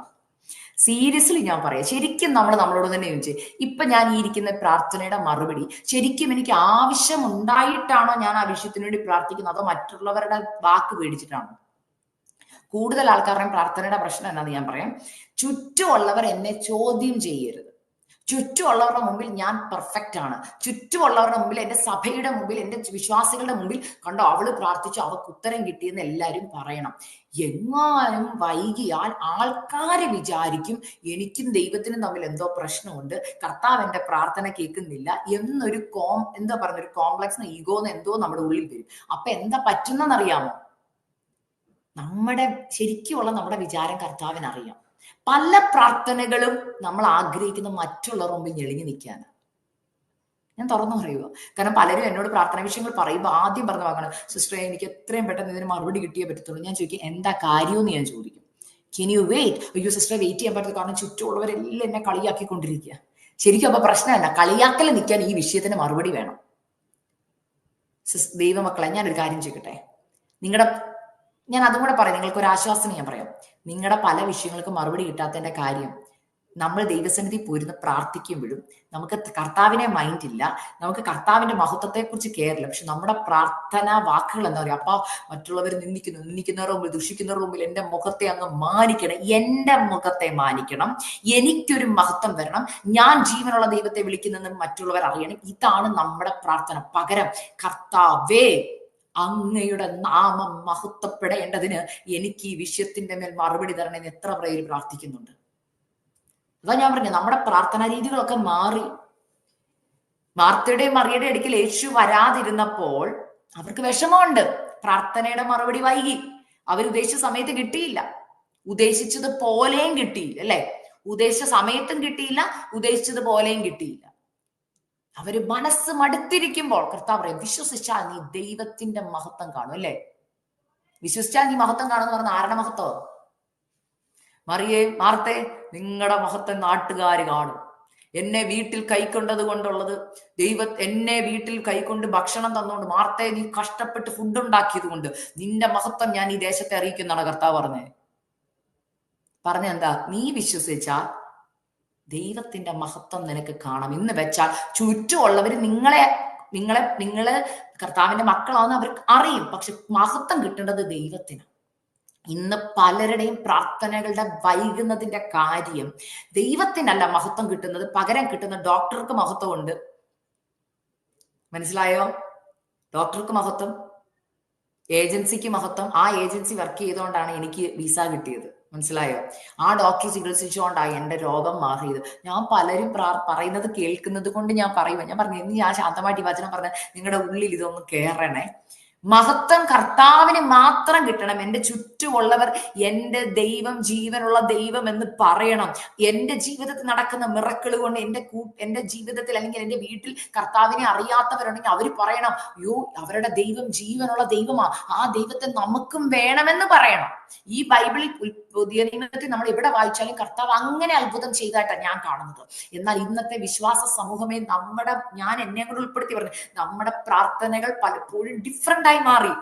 നമ്മൾ പ്രാർത്ഥിക്കുന്ന എന്റെ മഹത്വം, എന്റെ തല ഉയർന്നിരിക്കണം, എന്നെ മറ്റുള്ളവർ മാനിക്കണം, എനിക്ക് മഹത്വം കിട്ടണം. കർത്താവ് പറയാ നോ, അതുകൊണ്ടാ വൈകുന്നത്. കർത്താവ് അപ്പൊ വൈകുമ്പോ നടക്കുന്ന കാര്യം നമ്മളെ ചെത്തും. മനസ്സിലായോ ഞാൻ പറയുന്നത്? നമ്മുടെ ആറ്റിറ്റ്യൂഡിനെ മാറ്റും. എന്റെ ജീവിതത്തിൽ അങ്ങനെയായിരുന്നു. പിന്നെ മൂന്നാമത്തെ പോയിന്റ്, നമ്മുടെ ജീവിതത്തിൽ പലപ്പോഴും പ്രാർത്ഥനകളുടെ മറുപടി കിട്ടാതെ, ആദ്യത്തെ പോയിന്റ് ഞാൻ പറഞ്ഞു വിശ്വാസമാണ് ഏറ്റവും ഇമ്പോർട്ടന്റ്. 2 മഹത്വം മാറി. മൂന്നാമത്തെ പോയിന്റിലേക്ക് ഞാൻ വരിക. നമ്മൾ പ്രാർത്ഥിക്കുമ്പോൾ ആഗ്രഹിക്കുന്ന കാര്യം നമ്മൾ പ്രാർത്ഥിക്കുമ്പോൾ പറയും. കർത്താവ്, ഇപ്പൊ എക്സാമ്പിൾ, എന്റെ കല്യാണം നടക്കണം എന്ന് ഞാൻ പ്രാർത്ഥിച്ച സമയത്ത്, ഞാൻ പ്രാർത്ഥിക്കുന്ന എന്റെ കല്യാണം നടക്കണമെന്നാണ്, വാഗൊണ്ട് വരുന്ന എന്റെ കല്യാണം നടക്കണം, കർത്താവെ അങ്ങ് പറയുന്ന കർത്താവെ അങ്ങ് കൊണ്ടുവരുന്നവൻ, ഇങ്ങനെയൊക്കെയാണ് നമ്മൾ പ്രാർത്ഥിക്കുന്നത്. കർത്താവെ അങ്ങയുടെ ഇഷ്ടം മതി, എന്റെ ഇഷ്ടം ഒന്നും വേണ്ട. അപ്പൊ ചുറ്റുമുള്ളവർ കേൾക്കുമ്പോൾ ആ കൊച്ചു ദൈവ ഇഷ്ടത്തിന് വേണ്ടിയാ പ്രാർത്ഥിക്കുന്നത്. കേട്ടോ, കേൾക്കുന്നുണ്ടോ ഞാൻ പറയുന്നത്? പ്രാർത്ഥിക്കുമ്പോ ചുറ്റുമുള്ളവർക്ക് തോന്നും, അയ്യോ അക്സമോൾ ആ കൊച്ചു പ്രാർത്ഥിക്കുന്ന കർത്താവിന് ഹിതമുള്ള ഒരു ചെറുക്കന് വേണ്ടിയാ, അവർക്ക് ഒരു ഡിമാൻഡും ഇല്ലെന്ന് തോന്നും. എന്നാൽ ഒരു കല്യാണാലോചന ഇങ്ങോട്ട് വരട്ടെ, അപ്പൊ ഇറങ്ങും ഡിമാൻഡുകളൊക്കെ ഇങ്ങോട്ട്. ആര് പ്രാർത്ഥിക്കുക? എന്നോട് വിവാഹ വിഷയത്തിന് വേണ്ടി പ്രാർത്ഥിക്കുന്ന മാതാക്കൾ പറയുന്ന ഒരു കാര്യം, മോളെ ദൈവഹിത പ്രകാരമുള്ള ഒരു ചെറുക്കം മതി മോളൊന്ന് പ്രാർത്ഥിക്കണം. ഞാൻ പ്രാർത്ഥിക്കും. ചിലപ്പോൾ ഒരു ആലോചന എന്തെങ്കിലും ദൈവാത്മാവ് തരുവാണെങ്കിൽ ഞാൻ പറയും. ഒരു കല്യാണാലോചന എന്തെങ്കിലും വന്ന് അവരെയായിട്ട് കണക്ട് ചെയ്യുമ്പോൾ പറയും, മോളെ അത് വേണ്ട കേട്ടോ, കാരണം മോള് ഡോക്ടറാണ്, ഞങ്ങൾ ഡോക്ടറെയാണ് നോക്കുന്നതെന്ന് പറയും. അപ്പൊ ചോദിച്ചത് എന്താ? ദൈവത്തിന്റെ ഇഷ്ടം. മനസ്സിലാവുന്നില്ല ഞാൻ പറയുന്നത്? മനസ്സിലായോ? ഇതിന് ഒരു വചനം ഞാൻ പറയാം, അപ്പൊ നിങ്ങൾക്ക് മനസ്സിലാവും. ബൈബിളിൽ ദാവീദ് പറഞ്ഞൊരു കാര്യമാണ്, ഞാൻ ഒരു കാര്യം അപേക്ഷിച്ചു, യഹോവയോട് അപേക്ഷിച്ചു, അടുത്ത വാക്ക് എന്താന്ന് കണ്ടോ? അത് തന്നെ ഞാൻ ആഗ്രഹിക്കുന്നു. അതായത് ഒരു കാര്യം ഞാൻ അപേക്ഷിച്ചു, പറഞ്ഞു പുറത്തോട്ട്, അത് തന്നെ എന്റെ ഹൃദയത്തിന് മാറ്റമൊന്നുമില്ല. എന്നാൽ ഇന്ന് മൂന്നാമത്തെ പോയിന്റിലേക്ക് ഞാൻ വരിക. നിങ്ങളുടെ പ്രാർത്ഥനകളുടെ മറുപടികൾ വൈകുന്നതിന് മൂന്നാമത്തെ കാരണം, പ്രാർത്ഥിക്കുന്നതൊന്നും ആഗ്രഹിക്കുന്നത് മറ്റൊന്നും, രണ്ടും കൂടി ഏകീഭവിച്ച് വരുന്നില്ല. മനസ്സിലായോ? അതായത് കർത്താവെ എനിക്ക് ജോലിയില്ല, കർത്താവിന് ഇഷ്ടമുള്ളിടത്ത് എനിക്ക് ജോലി തരണേ. ഞാൻ ഇതിനൊക്കെ എന്റെ അനുഭവം പറയാം, അപ്പൊ നിങ്ങൾക്ക് മനസ്സിലാവും. എന്റെ വിവാഹത്തിലേക്ക് ഞാൻ ആദ്യം വരാം, അല്ലെങ്കിൽ വേണ്ട, അതിന് മുമ്പുള്ള ഒരു കാര്യം പറയാം, എന്തെങ്കിലും കരിയർ ചൂസ് ചെയ്യുന്ന ഒരു കാര്യത്തിൽ. ഇപ്പൊ ഞാൻ പഠിച്ചിറങ്ങുന്ന സമയത്ത് എന്റെ ഏറ്റവും വലിയ 12th കഴിഞ്ഞപ്പോൾ എന്റെ ഏറ്റവും വലിയ ആഗ്രഹം എനിക്കൊരു ടീച്ചർ ആവണമെന്നുള്ളത്. വലിയ പിള്ളേരെ എന്റെ ടെസ്റ്റ് മണി കേട്ടവർ കാണാം, എന്നാലും ഞാനൊന്ന് കേൾക്കാത്ത ആരെങ്കിലും ഉണ്ടെങ്കിൽ ഞാൻ ഇതുമായിട്ട് റിലേറ്റ് ചെയ്ത് പറയും. എന്റെ ഏറ്റവും വലിയ ആഗ്രഹം എനിക്ക് ടീച്ചർ ആവണമെന്നുള്ളതാണ്. ഞാൻ എപ്പോഴും ദൈവത്തോട് പ്രാർത്ഥിക്കുന്നു, അപ്പൊ എന്നെ ഒന്ന് ടീച്ചർ ആക്കണേ, അപ്പൊ എന്റെ ആഗ്രഹം ടീച്ചർ ആവണമെന്നുള്ളതാണ്. പക്ഷെ അങ്ങനെ ഇതേപോലെ പരിശുദ്ധാത്മാവ് ഒരു ദേവദാസനെ കൂടെ പറഞ്ഞില്ല, നിന്നെ നഴ്സിംഗിന് വിടുവാന്ന് പറഞ്ഞു. പിന്നെ നഴ്സിംഗിലേക്ക് പോവാന്ന് പറയുന്നതിന് മുമ്പ് വരെ എന്റെ ആഗ്രഹം ടീച്ചർ ആവണം. അപ്പൊ ഞാൻ പ്രാർത്ഥിക്കുന്നുണ്ട്, കർത്താവെ എനിക്ക് ടീച്ചർ ആവാനുള്ള വഴികൾ എന്തെങ്കിലും തുറന്നാണ്, എനിക്ക് പഠിക്കാനുള്ള വഴികൾ തുറന്നാണ്. ഇത് പ്രാർത്ഥിക്കുമ്പോൾ തന്നെ ഞാൻ വേറെ പ്രാർത്ഥനയും പ്രാർത്ഥിക്കുന്നുണ്ട്, എങ്കിലും എന്റെ ഇഷ്ടമല്ല അങ്ങയുടെ ഹിതം നടന്നത്. അത് നമ്മളൊരു റൂട്ടീനായിപ്പോയി. നമ്മൾ പെന്തക്കോസ്തുകാർക്ക് അതൊരു പ്രാർത്ഥനയുടെ ഒരു ശൈലിയായി മാറി. ശൈലിയാ. നമുക്കത് പ്രാർത്ഥിച്ചില്ലെങ്കിൽ എന്തോ ഒരു പ്രാർത്ഥന പൂർണ്ണതയല്ല. അതുകൊണ്ട് ഞാനും പ്രാർത്ഥിക്കും, എല്ലാവരും പ്രാർത്ഥിക്കുന്നുണ്ട്, ഞാനും പ്രാർത്ഥിക്കും, കർത്താവ് എങ്കിലും എന്റെ ഇഷ്ടമല്ലപ്പാ അങ്ങയുടെ ഹിതം മതി. അന്നൊരു പാട്ടും പാടും, എന്റെ ഇഷ്ടം ഒന്നും വേണ്ട പ്രിയനെ, അങ്ങയുടെ ഇഷ്ടം മതിയെ, ഇതൊക്കെ പാടും. എപ്പോൾ ദൈവാത്മാവ് പറഞ്ഞോ നഴ്സിംഗ് ആണെന്ന് പറഞ്ഞു, അപ്പൊ എന്റെ തനിനിറം പുറത്തു പോകും. എന്തുവാ? ദേഷ്യം വരാൻ തുടങ്ങി, വിഷമം വരാൻ തുടങ്ങി, വീട്ടിൽ വന്നിട്ട് പൂരം ബഹളം. ഇതെന്തുവാ മമ്മി ഇത്? ഞാൻ മരുന്ന് ഉപയോഗിക്കാത്ത എന്നോട് എന്തിനാ കർത്താവ് നഴ്സിംഗിന് പോകാൻ പറഞ്ഞു? മോശയുടെ ജീവിതം അങ്ങനെ തന്നെയായിരുന്നു. മോശ രാജകുമാരനായിട്ട് വളരേണ്ടവനാ. ഇപ്പൊ ആരാ മോശ നീ? നിന്നെ എന്തിനാ ദൈവം മരുഭൂമി വിട്ടത്? നിന്നെ എന്തിനാ ആട്ടിടയനാക്കിയെന്ന് ചോദിച്ചാൽ മോശ പറയും, എനിക്കറിയത്തില്ല, എന്തോ ഒരു പർപ്പസ് ഉണ്ട്. ഞാൻ ഇപ്പോഴും പറയും, ബൈബിളിൽ ഏത് ലീഡേഴ്സിനെ നിങ്ങൾ പഴയ നിയമത്തിൽ നോക്കിയാൽ ആദ്യം ഏൽപ്പിച്ചത് ആടുകളെ അവരെ. മനസ്സിലായി? ആടുകളും മനുഷ്യരും തമ്മിൽ നല്ല ബന്ധമുണ്ട്. എൻ്റെ പപ്പ ഒരു പാസ്റ്ററാണ്, ഒരു ഇടയൻ എന്നാ പറയുന്നത്. അപ്പൊ ഞങ്ങൾക്ക് എൻ്റെ പപ്പ എപ്പോഴും പറയുന്ന ഒരു കാര്യം, വിശ്വാസ സഭയിൽ പറയും, കോരാടുണ്ട്, മുട്ടനാടുണ്ട്, കുഞ്ഞാടുണ്ട്, ചെമ്മരിയാടുണ്ട് എന്നൊക്കെ പറയും. പപ്പ പറഞ്ഞ സത്യമാണ്. മുട്ടനാടുണ്ട്. മുട്ടനാടിന്റെ പ്രത്യേകത എപ്പോഴും കുത്തിക്കൊണ്ടിരിക്കും. ദൈവദാസനിട്ടും കുത്തും, കൂടെ ഉള്ളവർക്കിട്ടും കുത്തും. മനസ്സിലായി? മുട്ടനാടുകളുടെ സ്വഭാവം അതാ. മനസ്സിലായോ? അത് എന്തായാലും അവർ പ്രസംഗത്തിൽ കൂടെ കുത്തും, അല്ലെങ്കിൽ വാക്കുകളിൽ കൂടെ കുത്തും. അങ്ങനെയുള്ളവരുണ്ട്. സഭയെന്ന് പറയുമ്പോൾ അതാ പറഞ്ഞ ഇടയന്റെ ചുമതല അതാ. ഇവരെ എല്ലാം ഒരുമിച്ച് എന്ത് ചെയ്യണം? വടിയും കോലും ഒക്കെ കൊടുത്തു കൊണ്ടുപോകണം. മനസ്സിലാകുന്നല്ലോ? അപ്പം പല ആടുകളാ. ഇതുപോലെ ഈ ആടുകളെ മേയ്ക്കാൻ ഓർത്തേ, ദൈവത്തിന്റെ പദ്ധതി നിങ്ങളൊന്ന് ഓർത്തേ. മോശെ ഓടിച്ച് ആദ്യം ഒരു ട്രെയിനിങ്ങിനെ വിട്ട് അവിടെ ആടുകളെ മേയ്പ്പിച്ച് ക്ഷമ പഠിപ്പിച്ചു. ഒറ്റ അടിക്ക് ദേഷ്യം വന്ന ഒറ്റ അടിക്ക് കൊല്ലാൻ കഴിവുള്ളവനാ മോശ. ഞാൻ ഓർത്തിട്ടുണ്ട്, മിസ്രൈമിൽ രാജകുമാരനായിട്ട് ഇരുന്നപ്പോ തന്നെ ഇസ്രായേൽ ജനത്തെ അങ്ങോട്ട് കയ്യിലോട്ട് കൊടുത്താൽ പറ്റുന്ന എന്താണെന്ന് സിസ്റ്റർമാർക്ക് എന്തെങ്കിലും ഒരു ഊഹമുണ്ടോ? മോശ രാജകുമാരനായിരുന്ന സമയത്ത് തന്നെ കർത്താവ് അവിടെ വെച്ച് തന്നെ സെപ്പറേറ്റ് ചെയ്തു. മോനെ, നീ ഇപ്പൊ എന്തായാലും കൊട്ടാരത്തില്ല. ശരിക്കും ഞാനാണെങ്കിൽ ഞാൻ ചിന്തിച്ചിട്ടുണ്ട്, ഞാനാണ് എങ്ങനെ ചെയ്തു? എന്തിനാ മരുഭൂമി കൊണ്ടുപോയി പിന്നെ തിരിച്ചു കൊണ്ടുവരുന്നത്? അതിനൊക്കെ നല്ല കൊട്ടാരത്തിൽ ഇരിക്കുമ്പോ തന്നെ അവന് അതോറിറ്റി ഉള്ളപ്പോ തന്നെ എന്റെ ജനത്തെ വിട്ടുതരൂ എന്ന് പറഞ്ഞ് ഫറവോനോട് വേണം മല്ലിട്ട് അമ്മയെ കൊണ്ട് പറയിപ്പിച്ച് എന്തെങ്കിലുമൊക്കെ ചെയ്തുകൂടെ എന്ന് എന്റെ ചോദ്യം. ചെയ്തില്ല. എന്തുകൊണ്ടാണെന്നറിയാമോ? 1,00,000 ഉദാഹരണം ഞാൻ പറയും. ഇപ്പൊ 1,00,000 ആൾക്കാർ, 1,35,000 ആൾക്കാരുമായിട്ട് മോശ ഇറങ്ങിയെന്നിരിക്കട്ടെ. ഒരു ഉദാഹരണം ഞാൻ പറയുക. ഒരുത്തൻ വന്ന് മോശയോട് ഈ വഴിയല്ല പോകേണ്ടത്, ഈ വഴിയാന്ന് പറയുമ്പോൾ ദേഷ്യം വരും മോശയ്ക്ക്. ഒറ്റ അടിക്ക് ആദ്യത്തെ ഒരുത്തനെ കൊല്ലും. ശരിക്കും കനാൻ ദേശത്ത് വരുമ്പോ ഉണ്ടല്ലോ, മോശയും 1-2 പേരെ കാണത്തുള്ളൂ. ബാക്കി എല്ലാത്തിനെയും ഓണ്ട വെയിൽ എന്ത് ചെയ്യും മോശ? ദേഷ്യത്തിന്. ഞാൻ പറഞ്ഞു മനസ്സിലായി. സ്വഭാവത്തിന് മാറ്റമൊന്നുമില്ല. ഞാൻ പറയുന്നത് നിങ്ങൾക്ക് ഊഹിക്കുന്നുണ്ടെന്ന് വിചാരിക്കുന്നു. ഒറ്റയടിയെ കൊടുത്തുള്ളൂ. അവനെ കൊല്ലാൻ കഴിവുണ്ടെങ്കിൽ ഈ മോശയുടെ കൈ ജനത്തെ കൊടുത്താൽ എന്ത് പറ്റും? പലതും കനാനിലെത്തത്തില്ല. ഇത് കർത്താവിന് അറിയാവുന്ന കർത്താവ് ഒരു ട്വിസ്റ്റ് കൊടുത്തിട്ട് കർത്താവ് പറഞ്ഞു, മോനെ ഓക്കെ. അവന്റെ ഉള്ളിൽ തന്നെ തോന്നി ഓടിപ്പോയേക്ക്, ഇവിടെ നിൽക്കണ്ട. ഓടിയിട്ട് ദൈവം ഒരിടത്തൊരു ഡെസ്റ്റിനി ഒരുക്കി. അവിടെ ആടുകളെ കൊടുത്തു. ആടുകളെ കൊടുക്കുമ്പോൾ ആട്ടിടയന്മാർക്ക് ഭയങ്കര ക്ഷമയാന്നാണ് ഞാൻ ഇതിനെക്കുറിച്ച് പഠിച്ചപ്പോൾ എന്നെ ദൈവാത്മാ പഠിപ്പിച്ചതും ഞാൻ പഠിച്ചതുമായ കാര്യം. അവർക്ക് ശരിക്കും ക്ഷമ വേണം. നമുക്ക് കാണുമ്പോൾ, പിക്ചറിൽ കാണുമ്പോൾ നല്ല രസം, ആടുകൾ കൂടിയിരിക്കുന്ന പോലെ തോന്നും. മനസ്സിലായി? പക്ഷെ പല കാറ്റഗറിയുള്ള ആടുകളെ ഒരാടിടയും കൊണ്ടുപോകണമെങ്കിൽ ശരിക്കും ക്ഷമ വേണം. കാരണം ഒരെണ്ണത്തെ ഇവിടെ പിടിച്ചു നിർത്തുമ്പോൾ അടുത്തത് പോകും, അടുത്തതിനെ പിടിച്ചു നിർത്തുമ്പോൾ അടുത്തത് പോകും, ഇതിനെ പിടിച്ച് ക്ഷമ. ഈ ക്ഷമ മുഴുവൻ മോശയെ പഠിപ്പിച്ചിട്ട് പിന്നെ കയ്യിലോട്ട് ആരെ കൊടുത്തു? ജനത്തെ കൊടുത്തു. ഇതുപോലെ നീ പറയുന്നത് മനസ്സിലാവുന്നുണ്ടോ? ദൈവം നമ്മളെ വലിയ ദൗത്യങ്ങൾ ഏൽപ്പിക്കുന്നതിന് മുമ്പ് നമുക്കൊരു ട്രെയിനിങ് പീരീഡ്. എന്റെ ജീവിതാനുഭവത്തിൽ നിന്ന് പറഞ്ഞു, എന്നെ എന്തിന് നഴ്സിംഗിന് വിട്ടെന്ന് ചോദിച്ചാൽ ഞാൻ പറയുന്നു, എന്നെ നഴ്സിംഗിന് വിട്ടത് ഈ മോശയുടെ ആടുകളെ കൊടുത്തതുപോലായിരുന്നു. ഞങ്ങളുടെ കോളേജ്, ഞാൻ പറഞ്ഞേ ഇന്ന് അറിയാം, ഇവിടെ നഴ്സിംഗിന് അന്ന് ആ കാലഘട്ടത്തിൽ പഠിച്ചവരൊക്കെ, എന്റെ കോളേജിലൊക്കെ നല്ല റാഗിങ് ഉണ്ടായിരുന്നു. സീനിയേഴ്സ് വന്നു നഴ്സിംഗ് ഒക്കെ ആ സമയത്ത് പഠിച്ചവർക്ക് അറിയായിരിക്കും, നല്ലതായിട്ട് റാഗ് ചെയ്തിട്ടുണ്ട്. അപ്പം വീട്ടിൽ കടിച്ചു കീർത്തി തിന്നുന്നവരാണേലും സീനിയേഴ്സിന് മുമ്പിൽ എങ്ങനെയാ നിൽക്കുന്നത്? ഓക്കെ ചേച്ചി, ഓക്കെ അച്ചച്ച, ഓക്കെ ചേട്ടാ, ഇങ്ങനെയല്ലേ നിന്നോണ്ടിരുന്നത്. വീട്ടിൽ വലിയ പുലിയായിരിക്കും, പക്ഷെ നമ്മൾ എലിയാക്കുക അവിടെ ചെല്ലുമ്പോൾ. ചില സിറ്റുവേഷനിൽ കൊണ്ടുവരും അല്ലേ? ചില ബോസുമാരുടെ ഒക്കെ നടുവിൽ നമുക്ക് അവരോട് ചൂടാവാൻ പറ്റത്തില്ല. തിരിച്ച് വീട്ടിൽ വന്നിട്ടായിരിക്കും ആ ദേഷ്യമൊക്കെ എന്ത് ചെയ്യുന്നത്, ചിലർ തീർക്കുന്നത്. പക്ഷെ ശരിക്കും പറഞ്ഞാൽ ക്ഷമ പഠിപ്പിക്കുമോ? അപ്പൊ കർത്താവിന് അറിയാം, ഒരു മിനിസ്ട്രി ഏൽപ്പിക്കുന്നതിന് മുമ്പ് എന്ത് വേണം? സ്വഭാവത്തിന്, ക്യാരക്ടറിന് ഒരു ചേഞ്ച് വേണം. എന്നെ എന്തിനാണ് നഴ്സിംഗിൽ വിട്ടെന്ന് ചോദിച്ചാൽ ഞാൻ പറയും, എന്റെ ക്യാരക്ടർ കർത്താവ് ബിൽഡ് ചെയ്ത നഴ്സിംഗിൽ ഇട്ടാണ്. എന്നെ അവിടെ കൊണ്ടുപോയി. എൻ്റെ അപ്പയിൽ നിന്ന് അമ്മയിൽ നിന്ന് എല്ലാം എന്നെ അകറ്റി. അവിടെ ഞങ്ങൾക്ക് ലിമിറ്റ് ഉണ്ട് ഫോൺ കോളിന്. ഒരാഴ്ച ഒരു പ്രാവശ്യം വീട്ടിൽ വിളിക്കാനുള്ളൂ. അത് 5 minutes സംസാരിക്കാൻ പറ്റത്തുള്ളൂ. വാർഡന്റെ റൂമിൽ നിന്നാണ് സംസാരിക്കേണ്ടത്. എല്ലാം സംസാരിക്കാനും പറ്റത്തില്ല.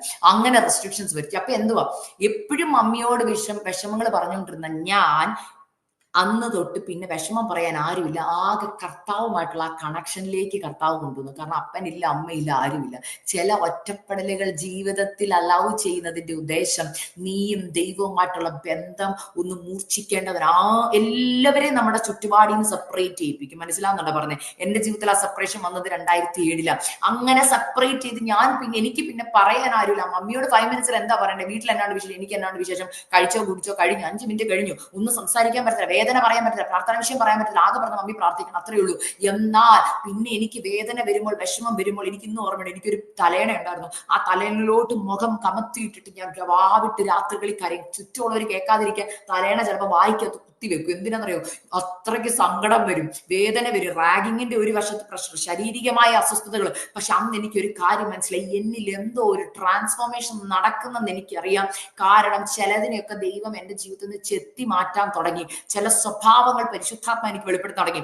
അത് കഴിഞ്ഞാൽ എന്താ പറഞ്ഞേ, ഇറങ്ങി നഴ്സിംഗ് കഴിഞ്ഞ് ഇറങ്ങിയപ്പോൾ അടുത്ത ക്വസ്റ്റ്യൻ, കർത്താവ് ഞാൻ എന്താ ചെയ്യേണ്ടത്? അപ്പൊ കർത്താവ് എന്നെ ടീച്ചറാക്കി, നഴ്സിംഗ് ടീച്ചറാക്കിയപ്പോൾ അവിടെയും ചെത്തൽ ആവശ്യമായിരുന്നു.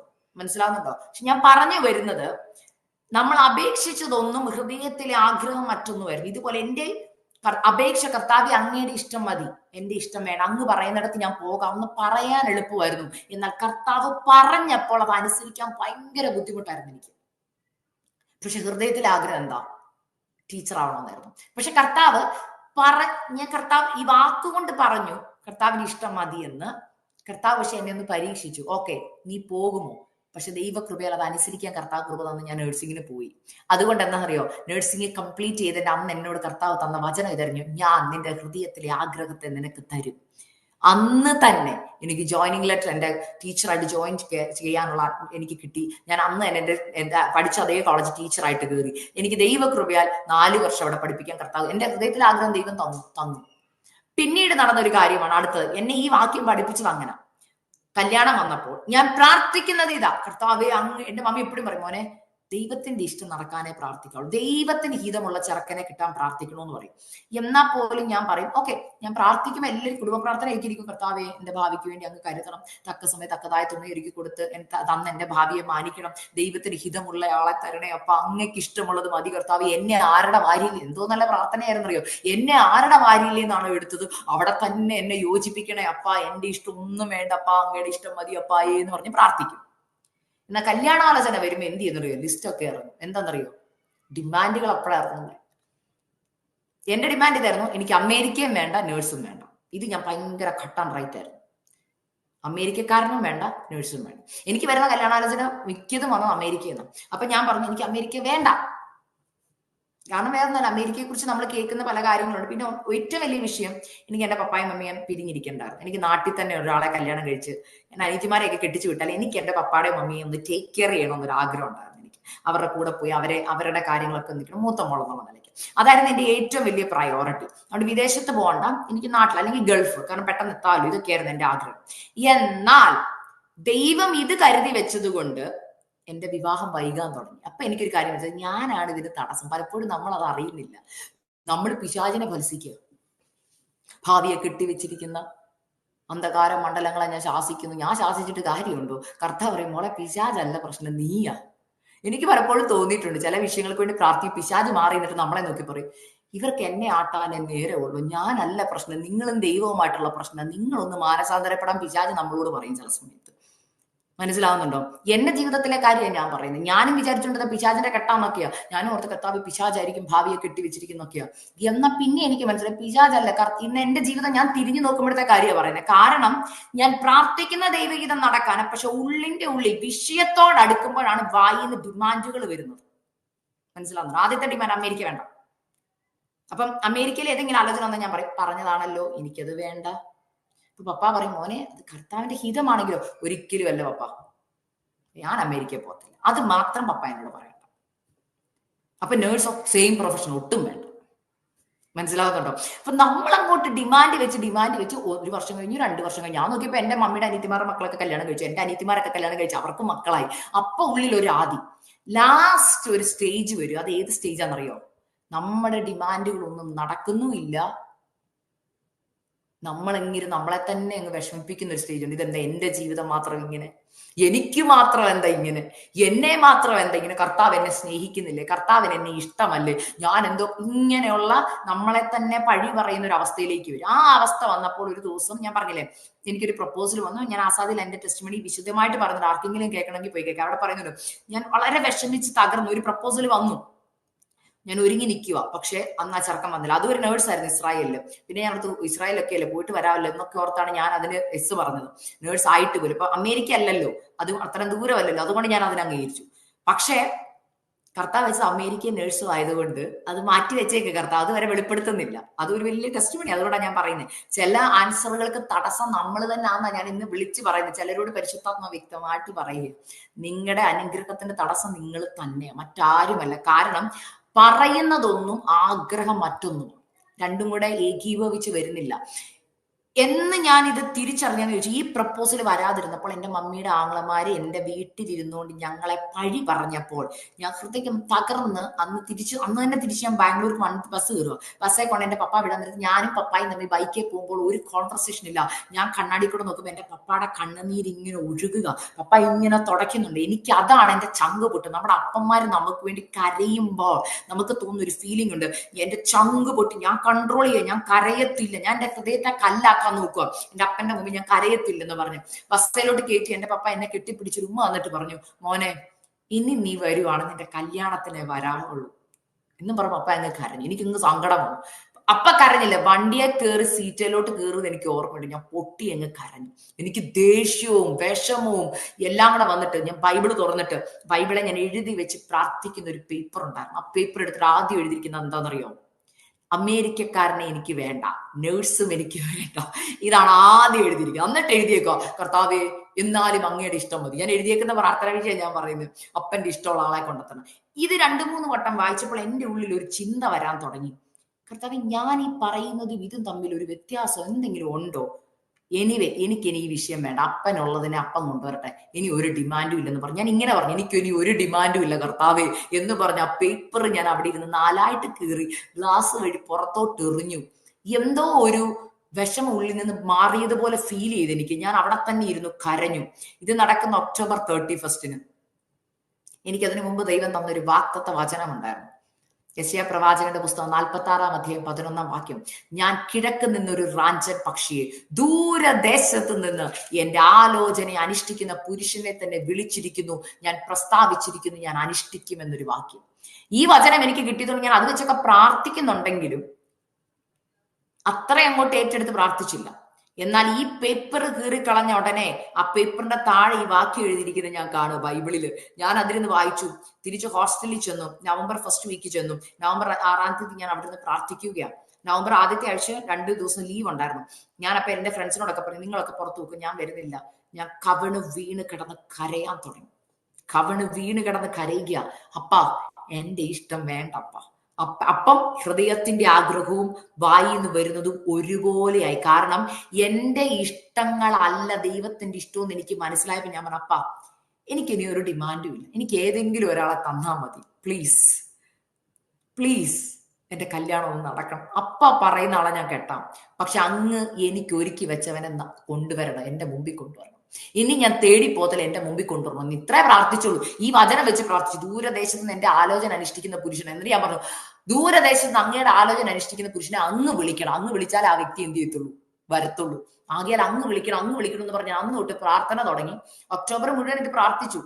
ലാസ്റ്റ് വീക്കൊക്കെ പ്രാർത്ഥിച്ചിട്ടായിരുന്നതെങ്കിലും ഹൃദയവും മായും തമ്മിൽ എപ്പോൾ ഏകീഭവിച്ചോ, ഒക്ടോബർ ലാസ്റ്റ് വീക്ക് ഇത് ഏകീഭവിച്ചു. പ്രാർത്ഥിക്കാൻ തുടങ്ങി. നവംബർ 10-ാം തീയതി എനിക്കൊരു മെയിൽ വരിക. ഇവിടെയുള്ള എന്റെ ഹസ്ബൻഡിന്റെ പപ്പ എനിക്ക് അയക്കുക. ഇങ്ങനെ അയച്ചത്, മോളെ ഞങ്ങൾക്ക് മോളെ പ്രൊഫൈൽ കണ്ടു, ഞങ്ങൾക്ക് ഇഷ്ടപ്പെട്ടു, ഞങ്ങൾ നവംബർ 14-ാം തീയതി നാട്ടിൽ വരിക, ഞങ്ങൾക്ക് മോളെ ഒന്ന് കാണാൻ പറ്റൂ. ഞാൻ പറഞ്ഞു കാണാം. നവംബർ 19. ഇപ്പം എന്റെ ഉള്ളിൽ ഒരു ചിന്തയുണ്ട്, ഇത് തന്നെയാണോ അമേരിക്ക വേണ്ടായിരുന്നു. എന്നാലും ഇടയ്ക്കൊരു ചിന്ത, കർത്താവ് ഇത് ആരാ, എങ്ങനെയുള്ള ആളാ, ഇതൊക്കെയാണ് ചിന്ത. എന്നാൽ നവംബർ 19-ാം തീയതി ഞാൻ നാട്ടിൽ വന്നു, പെണ്ണ് കണ്ടു.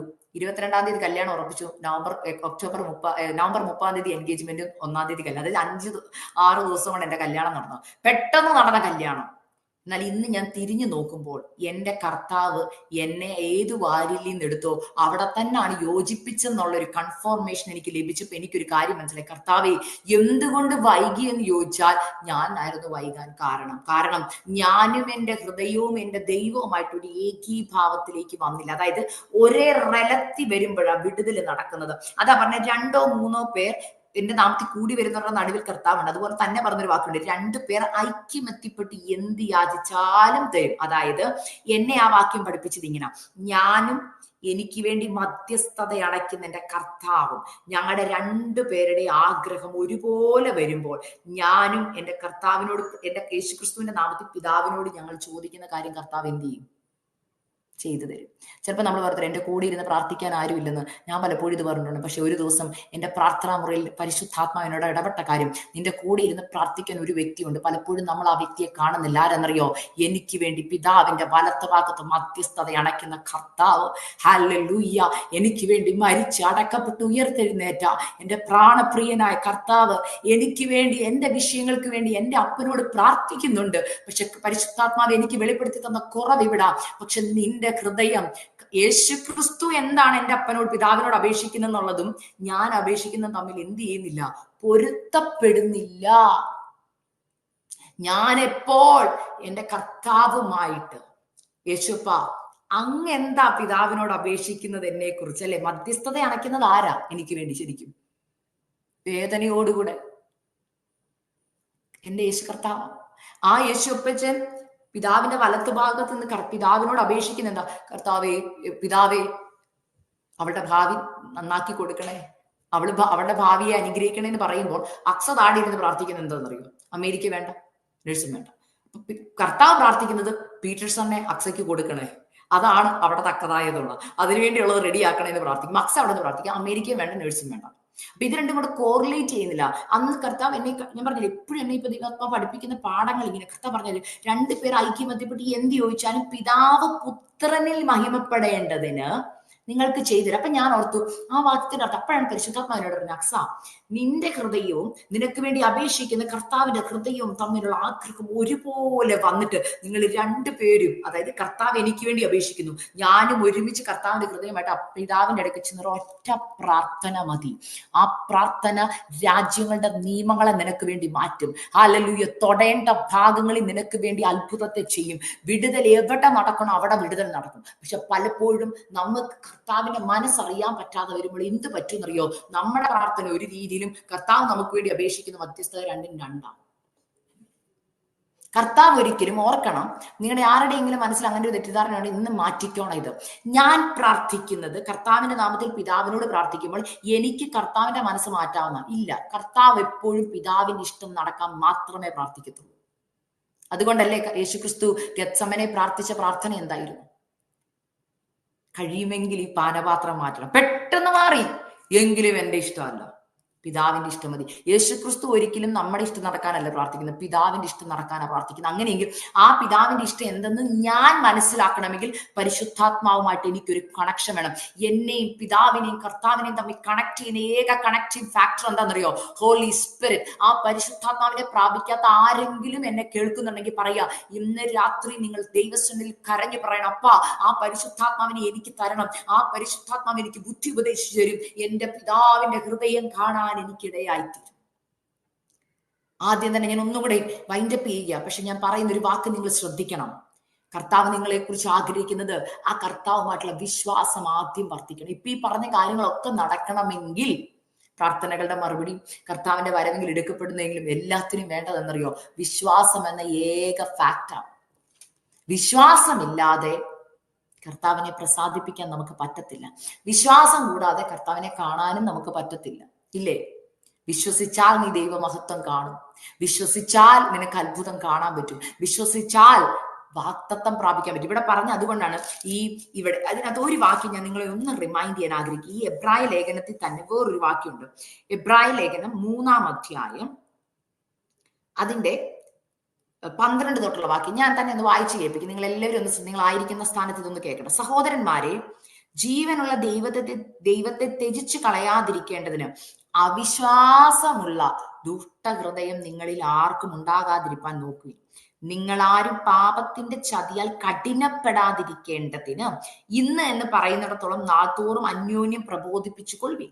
ആദ്യ വിശ്വാസം അവസാനത്തോളം മുറുകെ പിടിച്ചുകൊണ്ടാൽ നാം ക്രിസ്തുവിൽ പങ്കാളികളായി തീർന്നിരിക്കുന്നുവല്ലോ.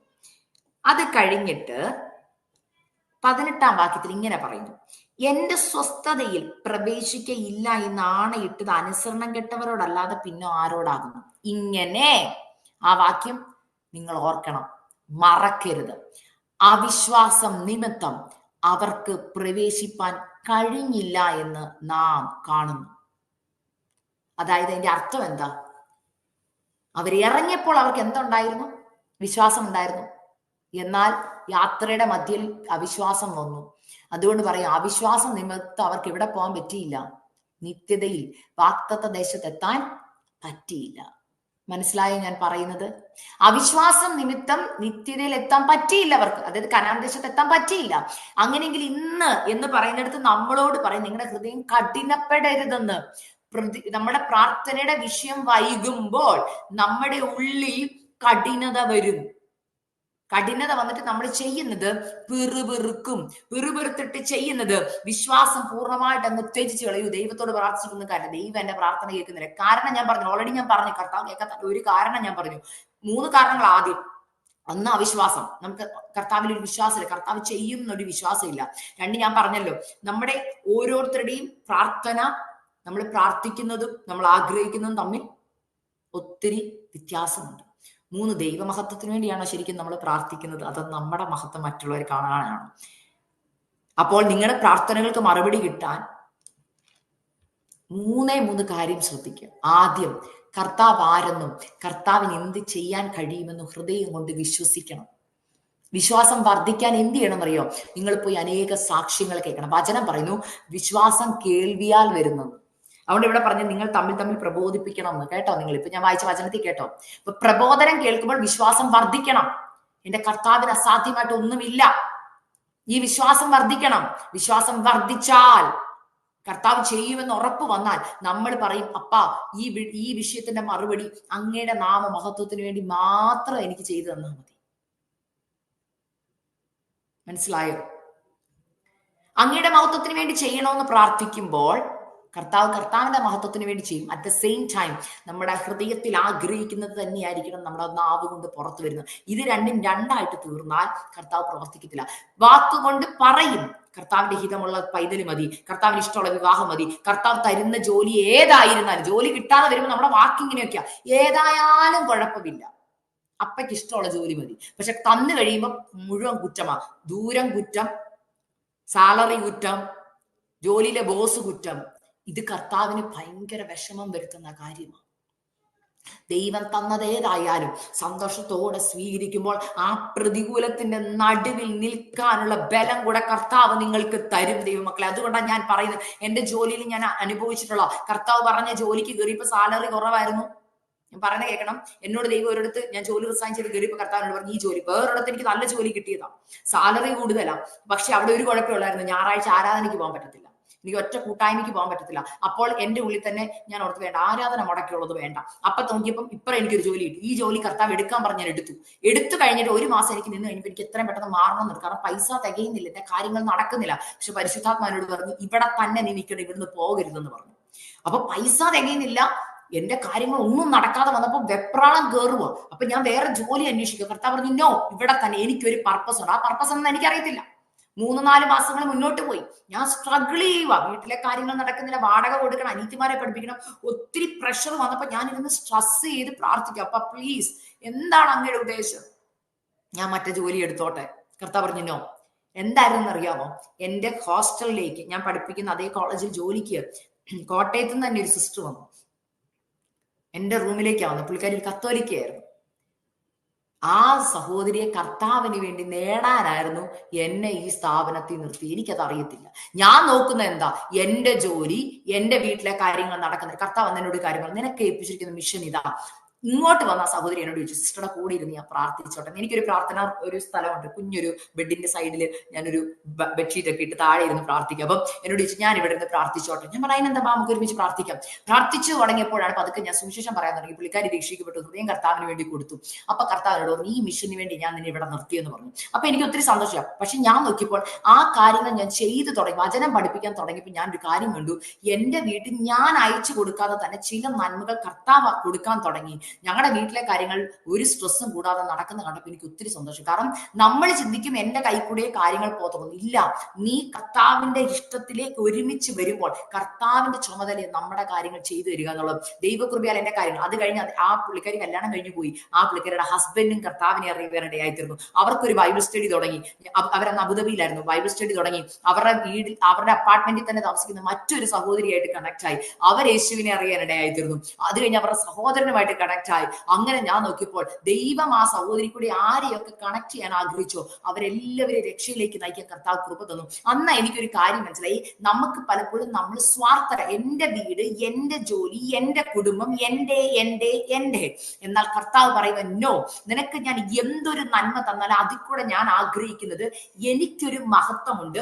എനിക്ക് ചിലത് നിന്നെ കൊണ്ട് ചെയ്തെടുക്കാനുണ്ട്. ചിലടത്ത് ജോലി നിങ്ങൾക്ക് ഭയങ്കര ഫ്രസ്ട്രേഷൻ ആയിരിക്കാം. എന്നാൽ അതിന്റെ നടുവിൽ കർത്താവ് ചിലപ്പോൾ ചിലതിനെ നിന്റെ കൈ തരാനായിരിക്കാം. നിന്റെ കൂടെ ജോലി ചെയ്യുന്ന ചിലപ്പം ചില സിസ്റ്റേഴ്സിന് അല്ലെങ്കിൽ നേഴ്സസിനെ അല്ലെങ്കിൽ ഡോക്ടേഴ്സിനെ ആരെയെങ്കിലും ദൈവത്തിന് നിങ്ങളുമായിട്ട് കണക്ട് ചെയ്യാൻ ആഗ്രഹമുണ്ട്. അവർ യേശുവിനെ അറിയാൻ നിങ്ങളൊരു കാരണമാകണമെന്ന് കർത്താവ് ആഗ്രഹിക്കുന്നു. ചിലപ്പോൾ ഒരു പേഷ്യന്റ് ആയിരിക്കാം. ആ പേഷ്യന്റ് മരണക്കിടക്കയിൽ യേശു എന്നൊരു പേര് നിങ്ങളുടെ വായിൽ നിന്ന് പുറത്തു പറയാൻ കർത്താവ് നിങ്ങളെ അവിടെ ആക്കിയേക്കുമായിരിക്കാം.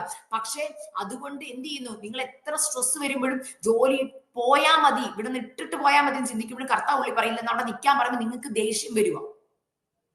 പക്ഷെ കർത്താവ് പറയാം, മോളെ എനിക്കൊരു ഉദ്ദേശമുണ്ട്. ആ ഉദ്ദേശത്തിലേക്ക് നമ്മൾ ഏകീഭവിച്ചു വന്നാൽ അവിടെ ദൈവമഹത്വം വെളിപ്പെടും. നിങ്ങൾക്ക് വേണ്ട കാര്യങ്ങളെ ദൈവം ഒരുക്കി തരും. നമ്മൾക്ക് ചെയ്യേണ്ടത് വിശ്വാസത്തോടുകൂടെ കർത്താവിന്റെ കൂടെ നടക്കുക. ഞാൻ പറഞ്ഞില്ലേ, വിശ്വാസം ഒത്തിരി കുറഞ്ഞിരിക്കുന്നവർ ഇതിനകത്തുണ്ട്. പേരിന് വിശ്വാസിയാ. ഞാൻ പറഞ്ഞില്ല, ആ പെർഫ്യൂമിന്റെ എക്സാമ്പിൾ ഓർത്തോണം. പേര് വിശ്വാസിന്ന് ചർച്ചിൽ പോകുന്നുണ്ട്, കൈയടിക്കുന്നുണ്ട്, പാട്ടുപാടുന്നുണ്ട്, എല്ലാ ആക്ടിവിറ്റീസിലുണ്ട്. എന്നാൽ കർത്താവ് എന്തെങ്കിലും ചെയ്യുമെന്ന് പറയുമ്പോൾ വായിൽ നിന്ന് വരുന്നത് നെഗറ്റീവ് വാക്കുകളാണ്. നിങ്ങളുടെ വീട്ടിൽ കാണും അങ്ങനെയുള്ള ആൾക്കാർ. ഓ കർത്താവ് ചെയ്യും, കർത്താവ് എന്ന് പറഞ്ഞിട്ട് എത്ര നാളായി, ഇതുവരെ ഒന്നും നടക്കുന്നില്ലല്ലോ, ഇനി അങ്ങനെ നോക്കിക്കൊണ്ടിരിക്കാൻ പറ്റത്തില്ല, ഇനിയുള്ള കാര്യങ്ങൾ നമ്മൾ തന്നെ ബുദ്ധി ചിന്തിക്കണം. ചെയ്തു കഴിഞ്ഞാൽ ഞാൻ പറയുന്നത് ചെന്ന് ചാടാൻ പോകുന്ന കുഴിയിൽ. ഇവിടെ പറഞ്ഞത് നാമോ നാശത്തിലേക്ക് പോകുന്നവരുടെ കൂട്ടത്തിലല്ല. ഓർമ്മ വേണം. നാശത്തിലേക്ക് പോകുന്നവരുടെ കൂട്ടരുടെ പ്രശ്നം എന്നാന്ന് ഞാൻ പറയാം. അവർ ബുദ്ധിയിൽ ഇറങ്ങി തിരിക്കും, ദൈവഹിതമല്ലാത്ത വഴികളിലേക്ക് ഇറങ്ങും, ചെന്നു പെടുന്നത് വലിയ വലിയ അബദ്ധങ്ങളിലാണ്. അതുകൊണ്ട് ഞാൻ വീണ്ടും വായിക്കും, എന്റെ നീതിമാൻ വിശ്വാസത്താൽ ജീവിക്കും, പിന്മാറുന്നുവെങ്കിൽ എന്റെ ഉള്ളത്തിൽ അവനിൽ പ്രസാദമില്ല. ദൈവത്തിന് പ്രസാദമില്ലാതെ നമ്മൾ ഈ ലോകത്ത് എന്ത് ചെയ്തിട്ട് എന്ത് കാര്യം ദൈവമക്കളെ? അത് കഴിഞ്ഞിട്ട് പറയാം, നാമോ നാശത്തിലേക്ക് പിന്മാറുന്നവരുടെ കൂട്ടത്തിലല്ല. എന്തുകൊണ്ട് നാശത്തിലേക്ക് പിന്മാറുന്നവരുടെ കൂട്ടത്തിൽ എന്ന് പറഞ്ഞു? ഞാൻ മുമ്പേ വായിച്ച വചനവുമായിട്ട് അതിനെ റിലേറ്റ് ചെയ്യുകയാണ്. ചിലർ ഇറങ്ങി തിരിച്ചത് കനാൻ ദേശത്തിലേക്ക് എത്തേണ്ടതിനാ, എന്നാൽ അവർ കൈവിടപ്പെട്ടു പോയി, അവര് നാശത്തിലേക്ക് പോയി. അനേക പിതാക്കന്മാർ മരണപ്പെട്ടു പോയി. ഇസ്രായേൽ ജനം ഹാലലി നമുക്ക് അവരുടെ നാശം കാണാൻ കഴിയും. കുറച്ചു പേരെ അക്കരെ നാട്ടിൽ എത്തിയുള്ളൂ. അവരുടെ തലമുറകൾ നശിച്ചത് നമുക്ക് കാണാൻ കഴിയും. എന്തുകൊണ്ട്? പിന്മാറിയവരുടെ കൂട്ടത്തിൽ അവരായിപ്പോയി. എന്നാൽ ഇന്ന് കർത്താവ് നമ്മളോട് ചോദിക്കുക, വിശ്വാസം നിങ്ങളിൽ ഒന്ന് വർദ്ധിക്കാമോ? കർത്താവ് നമ്മളെ കൂടി ആഗ്രഹിക്കുക, എന്റെ നീതിമാൻ വിശ്വാസത്താൽ ജീവിക്കും. വിശ്വാസത്താൽ ജീവിക്കാൻ മറ്റും ദൈവമക്കളെ, എന്റെ കുടുംബത്തിന്റെ സാക്ഷ്യം അത്. എന്നെ വളർത്തിയ എന്റെ മാതാപിതാക്കൾ, എന്റെ കുടുംബം. ഇന്ന് ഞാൻ ആ വാക്യം വായിക്കുമ്പോഴൊക്കെ ഓർമ്മ വരുന്നത് എന്റെ ചെറിയ പ്രായം തൊട്ട്, എനിക്കൊന്നൊരു കേൾവി കേൾക്കാൻ പ്രായമായ സമയം തൊട്ട് എന്റെ മമ്മി എപ്പോഴും പറയുന്ന വാക്കതാ, എന്റെ നീതിമാൻ വിശ്വാസത്താൽ ജീവിക്കും, പിന്മാറുന്നെങ്കിൽ എന്റെ ഉള്ളത്തിൽ. അങ്ങനെ ഏത് വിഷയത്തിന് നടുവിൽ ഈ വാക്യം മമ്മി പറയും. മമ്മി അവളോട് പറയും, കർത്താവ് നടത്തും. ഇന്ന് വരെ കർത്താവ് നടത്തി. എന്റെ ജീവിതത്തിൽ നടന്ന എല്ലാ അത്ഭുതങ്ങളാ, എല്ലാ മിറക്കിളുകളാ, എല്ലാ ദിവസവും ഞാനത് കാണുകയാ. അതുകൊണ്ടാണ് ഞാൻ പറയുന്നത്, ദൈവം ചെയ്ത ഓരോ അത്ഭുതങ്ങൾ എത്ര വർണ്ണിച്ചാലും മതി വരില്ല. കർത്താവ് ചെയ്തത് എത്ര പറഞ്ഞാലും തീരത്തില്ല. കാരണം ഞാൻ ഇപ്പോഴും പറയുന്നത്, നമ്മുടെ ഇഷ്ടം അങ്ങോട്ട് മാറ്റി വെച്ചിട്ട് കർത്താവിന്റെ ഇഷ്ടവുമായിട്ടൊന്ന് ഏകീഭവിക്കാമോ? ആരും നിങ്ങളുടെ കൂടെ പ്രാർത്ഥിക്കാൻ കാണും. രണ്ടുപേർ ഐക്യമത്യത്തിൽ പ്രാർത്ഥിക്കണം എന്നൊക്കെ പറയുമ്പോൾ ചിലപ്പോൾ നമ്മൾ ആഗ്രഹിക്കും. അതിനകത്ത് ആക്ച്വലി ദൈവം ഉദ്ദേശിക്കുന്ന ആരെന്ന് പറയും, ഹസ്ബൻഡ് ആൻഡ് വൈഫാ. ഈ ഭൂമിയിൽ ശരിക്കും ഏകഹൃദയത്തോടു കൂടെ വരാൻ പറ്റുന്ന എപ്പോഴും ഭർത്താവിനും ഭാര്യയ്ക്കും. മനസ്സിലാകുന്നുണ്ടോ? നിങ്ങൾക്ക് അങ്ങനെ പ്രാർത്ഥിക്കാൻ ഒരു ഭർത്താവ് നിങ്ങളുടെ കൂടെ ഇരുന്ന് പ്രാർത്ഥിക്കാൻ ഇല്ലെങ്കിൽ ഓർത്തോ, നിങ്ങൾക്കൊരു കർത്താവുണ്ട്. കർത്താവിനോട് പറയണം, അപ്പാ ഈ ഭൂമിയിൽ എനിക്ക് ആരുമില്ല, പക്ഷെ അങ്ങ് പറഞ്ഞു ലോകാവസാനത്തിലുള്ള എല്ലാ നാളും ഞാൻ നിന്നോട് കൂടെ ഉണ്ടെന്ന്.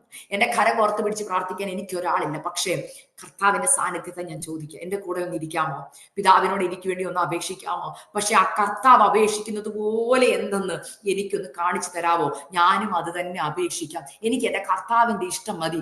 അങ്ങനെ ഒന്ന് പ്രാർത്ഥിക്കാൻ ആരിന്ന് ഈ രാത്രി തയ്യാറാകുന്നോ? നിങ്ങളുടെ വിഷയത്തിന്റെ മേൽ ഇന്ന് രാത്രി ഈ വചനം ഞാൻ പ്രസംഗിച്ചു കൊണ്ടിരിക്കുമ്പോൾ തന്നെ ചിലയിടത്ത് ചലനങ്ങൾ നടക്കുമെന്ന് ഞാൻ പ്രവചനാത്മാവിൽ പറയുക. ഇത് വെറുതെ ഞാൻ പറയുന്നതല്ല ദൈവമക്കളെ, ഞാൻ ഈ വിടുതൽ കണ്ടിട്ടുള്ളയാളാ, അനുഭവിച്ചിട്ടുള്ള ആളാ. ഇന്ന് രാത്രി പരിശുദ്ധാത്മ വ്യക്തമായിട്ട് എന്നോട് പറയുന്നു, ചിലയിടത്ത് ചില പേപ്പറുകളെ ചേഞ്ച് ചെയ്യാൻ കഴിയാതെ വിഷമിക്കുന്നവരോട് പറയുക, അല്ലെങ്കിൽ ആ പേപ്പറുകളെ ചലിപ്പിക്കാൻ നിങ്ങളുടെ പ്രാർത്ഥനയ്ക്ക് പറ്റും. എവിടെ ഇരുന്ന് പ്രാർത്ഥിച്ചാലും രാജ്യങ്ങളുടെ നിയമങ്ങളെ മാറ്റണമോ? ദൈവം മാറ്റും. ഞാൻ ഷോർട്ടാക്കി പറയുക, എനിക്ക് വേണ്ടി, എന്റെ കുടുംബത്തിന് വേണ്ടി ദൈവം 3 രാജ്യങ്ങളുടെ നിയമത്തെ ഒറ്റ ആഴ്ച കൊണ്ട് മാറ്റി. മനസ്സിലായോ? ഞാൻ ആസാദി ചാനൽ അത് പറഞ്ഞിട്ടുണ്ട്. ഞങ്ങൾ കോവിഡ് വാക്സിൻ എടുത്തിട്ടില്ല, ഞാനും എന്റെ ഹസ്ബൻഡും. ഞങ്ങൾ വാക്സിൻ എടുത്തിട്ടില്ല, പക്ഷെ ഞങ്ങൾക്ക് ഇന്ത്യയിൽ പോകണം. അമേരിക്കയിൽ നിന്ന് ഇന്ത്യയിൽ എത്തണമെങ്കിൽ കോവിഡ് വാക്സിൻ ഇല്ലാതെ എത്താൻ പറ്റത്തില്ലാത്ത സമയത്ത്, മനസ്സിലായോ? വാക്സിൻ ഇല്ലാതെ, കാർഡ് കാണിക്കാതെ കയറാൻ പറ്റാത്ത സമയത്ത് കർത്താവ് ഞങ്ങളോട് പറഞ്ഞു, നീ എന്റെ സന്നിധിയിൽ 7 ദിവസം ഉപവസിച്ച് പ്രാർത്ഥിക്കുക. കുടുംബമായിട്ട് ഞാൻ പറയാം, 2 പേര് ഐക്യപ്പെട്ട് എന്തി അയച്ചാലും തരാന്ന് പറഞ്ഞു. 2020 എനിക്ക് 22 ഞങ്ങൾക്ക് നാട്ടിൽ പോകണം. 2022 ഡിസംബറിൽ ഞങ്ങൾ നാട്ടിൽ പോകാൻ വേണ്ടി പ്രാർത്ഥിച്ചുകൊണ്ട്, അറിയാലോ കോവിഡിന്റെ ആ ഒരു പീക്ക് ടൈം നിൽക്കുക. എല്ലായിടത്തും ഇന്ത്യ ചെല്ലണമെങ്കിൽ എയർ സുവിധ ഫോം വേണം, എയർ സുവിധ. അങ്ങനെ ക്രിട്ടിക്കലായിട്ട് നിൽക്കുന്ന ടൈം. എന്നാൽ എന്നോട് ദൈവാത്മാവ് പറഞ്ഞു, മമ്മി കൂടി ദൂത് പറഞ്ഞു, മക്കളെ നിങ്ങൾ 2022 ഡിസംബർ 1-ാം തീയതി നാട്ടിലുള്ളതായിട്ട് എന്നോട് ദൈവാത്മാവ് പറഞ്ഞു എന്ന് പറഞ്ഞു. അപ്പൊ ദൈവം ഓൾറെഡി വാഗ്ദത്തം തന്നു, 2022 ഡിസംബർ 1-ാം തീയതി ഞങ്ങൾ എവിടെ ഉണ്ടെന്ന്, നാട്ടിലുണ്ടെന്ന് പറഞ്ഞു. അപ്പൊ ഓൾറെഡി ആൻസർ തന്നല്ലേ. ശരിക്കും കർത്താവ് അങ്ങനെ നമുക്ക് ഓൾറെഡി ആൻസർ അങ്ങ് തരും, എന്നിട്ടാണ് നമ്മളെ സഞ്ചരിപ്പിക്കുന്നത്. യോസഫിനോട് പറഞ്ഞു, നീ രാജാവിന്റെ രണ്ടാമനായി നിൽക്കും, നിന്നെ മാനിക്കുന്ന ഒരു സമയമുണ്ട്, നിന്റെ മുമ്പിൽ ആൾക്കാർ വന്ന് വണങ്ങുന്ന ഒരു സമയം. ഓൾറെഡി കൊടുത്തു വാഗ്ദത്തം, എന്നിട്ടാണ് നമ്മുടെ ജേർണി തുടങ്ങുന്നത്. എപ്പോഴും അങ്ങനെ നമുക്ക് വാഗ്ദത്തം തന്നിട്ടാണ് നമ്മുടെ ജേർണി തുടങ്ങുന്നത്. പക്ഷെ ഇപ്പൊ ലോകത്തിന്റെ പ്രശ്നം, ക്വസ്റ്റ്യൻസ് വന്നിട്ട് പിന്നെ ആൻസർ തേടി പോവാം. നമുക്ക് ഓൾറെഡി ആൻസർ തരും, നമ്മൾ ആക്ച്വലി ക്വസ്റ്റ്യൻസിന്റെ ഓരോ പസിൽ ക്ലിയർ ചെയ്ത് പോവാം. നമ്മൾ തമ്മിലുള്ള വ്യത്യാസം അതാ. മനസ്സിലാകുന്നുണ്ടോ? ഓൾറെഡി ഈ വാഗ്ദത്തം കിട്ടിയിട്ട് ഞാൻ ആ വാഗ്ദത്തം വെച്ച് പ്രാർത്ഥിച്ചു. പരിശുദ്ധാത്മാവ് എന്നോട് നിയോഗം തന്നു, 7 ദിവസം ഉപയോഗിച്ച് പ്രാർത്ഥിക്കും. ഞാൻ എന്റെ ഹസ്ബൻഡോട് പറഞ്ഞു, അച്ഛാ നമുക്ക് 7 ദിവസം ഇരിക്കും. ആദ്യമായിട്ട് ഞങ്ങൾ കുടുംബമായിട്ട് ചെയ്യുന്ന ഫാസ്റ്റിംഗ് എന്നാ. ഉച്ചവരെ ഞാനും ഹസ്ബൻഡും കൂടെ പ്രാർത്ഥനാ റൂമിൽ, ഇതെന്റെ പ്രെയർ റൂമാ, ഇവിടെ വന്നിരുന്നു. 2 പേരും കരം കോർത്ത് പിടിച്ചു.